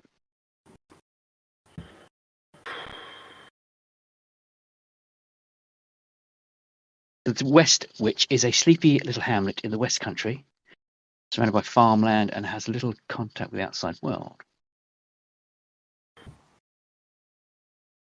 So yes, your options, I guess, would be Westwich, which Solo must have abandoned because they had to bugger off. Go and see the Queen. Also, go and see James Patterson at the Palace. See if we can find out about the White Queen. It would be my inclination. Yeah, because she was the one that was fighting the Nightmare Queen. Now, if that time loop's breaking down, we will be better speaking to the White Queen if we can to see how we fight the Nightmare Queen. Yeah. Yeah, because it's the Nightmare Queen that's in the time loop that may be degrading. And yes. So it sounds like it does sound like the thing to do, doesn't it? Yeah. Yeah. So I think, if anything, we need to be dropped off somewhere fairly inconspicuous around London, if there is such a place. Well, if you dropped off at Postman's Park, because of the nature of the buildings, that's be as inconspicuous as you're going to get. It's surrounded by tall buildings, isn't it? Yeah, so you could be dropped off there. It's a pretty neat wrap up if we do that then, guys. Yeah, I'm quite happy with that. Yeah. Ask the Anachronic Man before this does happen. How would we be best announcing ourselves at the palace so that we don't get shot, arrested, or otherwise incarcerated? He puts his hand in his pocket and he produces a small envelope. He writes something on a piece of paper, puts it in the envelope, seals it, and writes "Shadow Free" on the front. So I would go to the guards at the entrance and hand this to them and say you'd like to speak to Thank you James very much. Patterson. That might save us rather a lot of trouble. And thank you very much for everything you've done for me and the rest of us. No problem. I just hope you can resolve your problem. Yeah, let's hope so. So, I assume we all fully healed up. Yeah. So you've essentially spent a month there. So you are back to normal. Except for the scars. Fully healed. Yes, you keep those scars to yourself. Cool. Righty. Sounds good. If it's of use to anyone, on the character sheet in Roll20, on the attributes and abilities tab, you can add attributes there, and then you've got current and max, so you could track your hits to kill and hits to coma. You said that was Roll20. If you want to. Is it one of these icons? Yeah. From the top right, if you open up the journal, it's the third icon from the left, and then you should see your character listed. If you click on that, it'll open up, and then if you click on attributes and abilities, you can add attributes. No, I'm clicking journal, but I've got a white box. I can't see anything.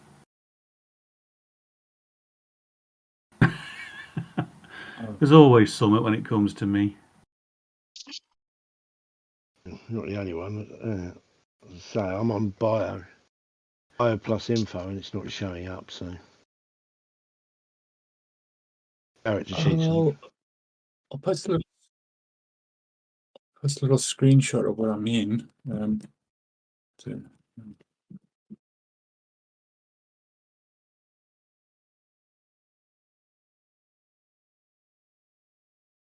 yeah.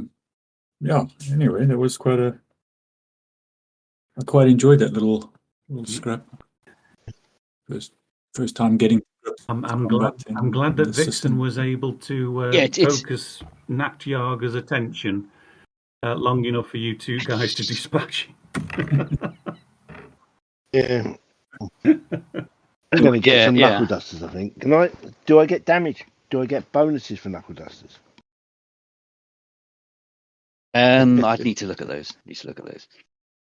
So you arrive back into the Postman's Park. As you arrive, whose mobile phone? Vixen's mobile phone starts beeping. Have a look at this then, because I thought the systems were down. And it says, "Meet me at the British Library at midnight. I have a solution to our problems." Any indication who sent it at all? Oh. No. Unknown number. And then the phone goes dead again because your battery is like 1% battery before it dies. Blimey. And I realise you didn't see that, fellas, but I've just had an anonymous meet me at the British Library at midnight speed dating thing. I don't know who it's from. That swipe left thing or whatever it's called. Sorry? What's that swipe left thing or whatever it's called? I'm not even convinced it was that. So I don't know. I honestly don't know. This is just a mystery after a mystery. Oh, That's a very what good time is it question. My now? phone's dead. Anybody got a watch?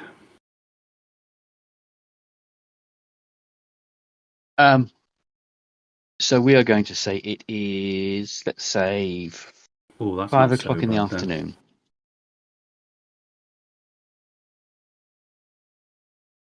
But you've had a month in living in the center of the sun, so time is a bit. You're not quite there yet. Your watches are going to be, a month out of date. So you have been replaced back at the time you left, and we'll say it's 5 o'clock, as we don't have a recording of the exact time. So we have to meet someone at midnight at the, what did you say, the British Library? An British Library. anonymous, completely unknown person, or possibly even persons. I've got no idea who, why, but they said we may have a solution to your problems.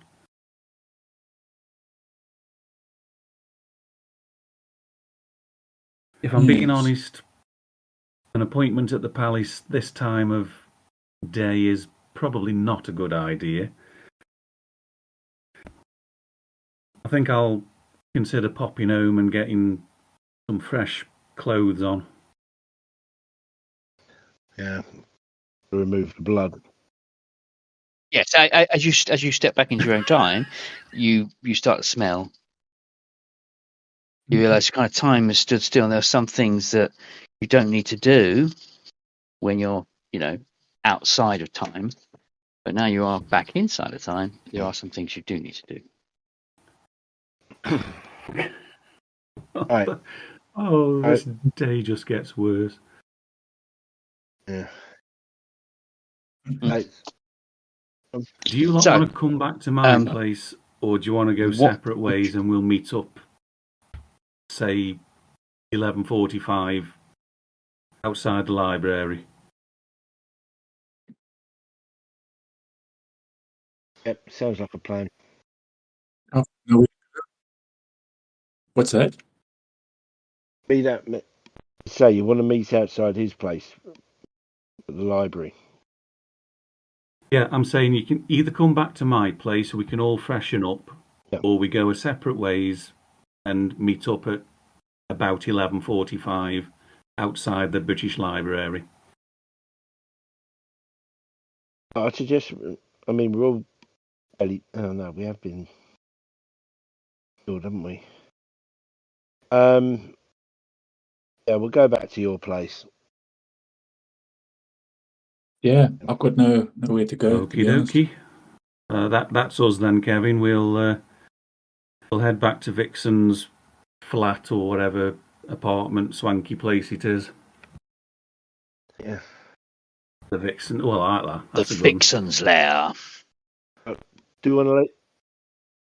So you go back, and it gets closer to the time. So you're going to go to the British Library. Hopefully, smelling a bit nicer.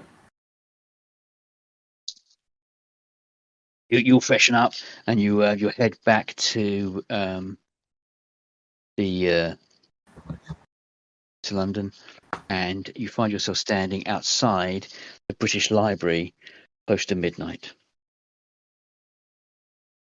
It sounds like a jam song. Down the library at midnight. As you get closer to the doors simply open for you. Okay. Oh. Looks like we are expected. What are you going to do? And I'll walk through the door. I love it when an invulnerable man goes first. I'll walk in. As you get in there, and inside it's all dark, apart from in the far distance, above some of the library stacks, is a glowing white figure, a beautiful elven-like figure, almost ghost-like, just hovering in the air. And in a very strange language, it speaks to you. You know it's not English. It's almost as if you know what the language is, but didn't know you knew what the language was. It's Enochian. Ah. It's Dee's language of angels. And it says, I am the keeper of the key of time. I am she who wanders. You come looking for answers, but for a question that cannot be asked aloud. Who stands before me? Enrich me with your deeds. And she hovers down in front of you, and she's standing about 6 feet away. Right.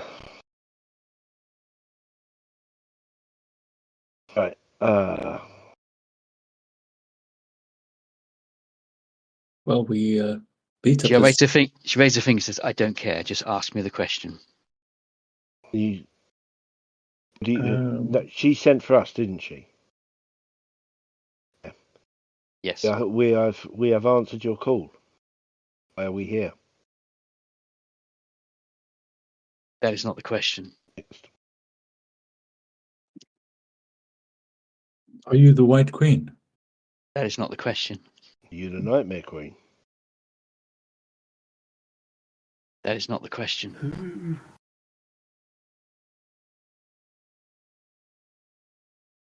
Why is there a year missing from our history?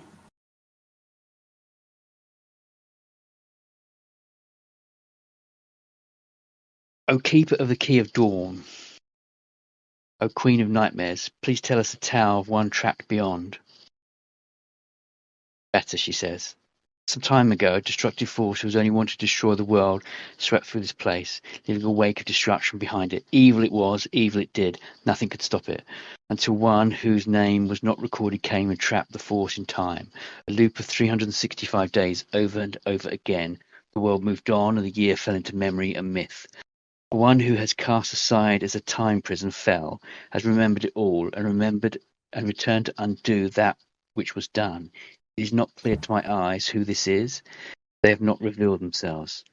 I have the last key, the key of dawn. Gather your metal, come to the stones at midnight 2 days hence. There I shall open the last door to the year that never was, and there you will find the one who is yet to be revealed. Is that a plan?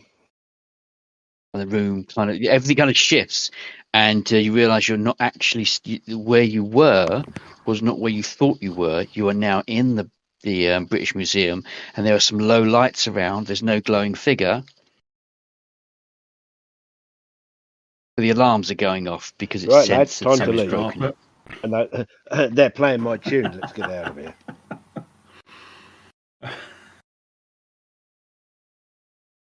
So you managed to break your way out of the British Library. Mm-hmm. Well, Terry's quite good easily. with doors.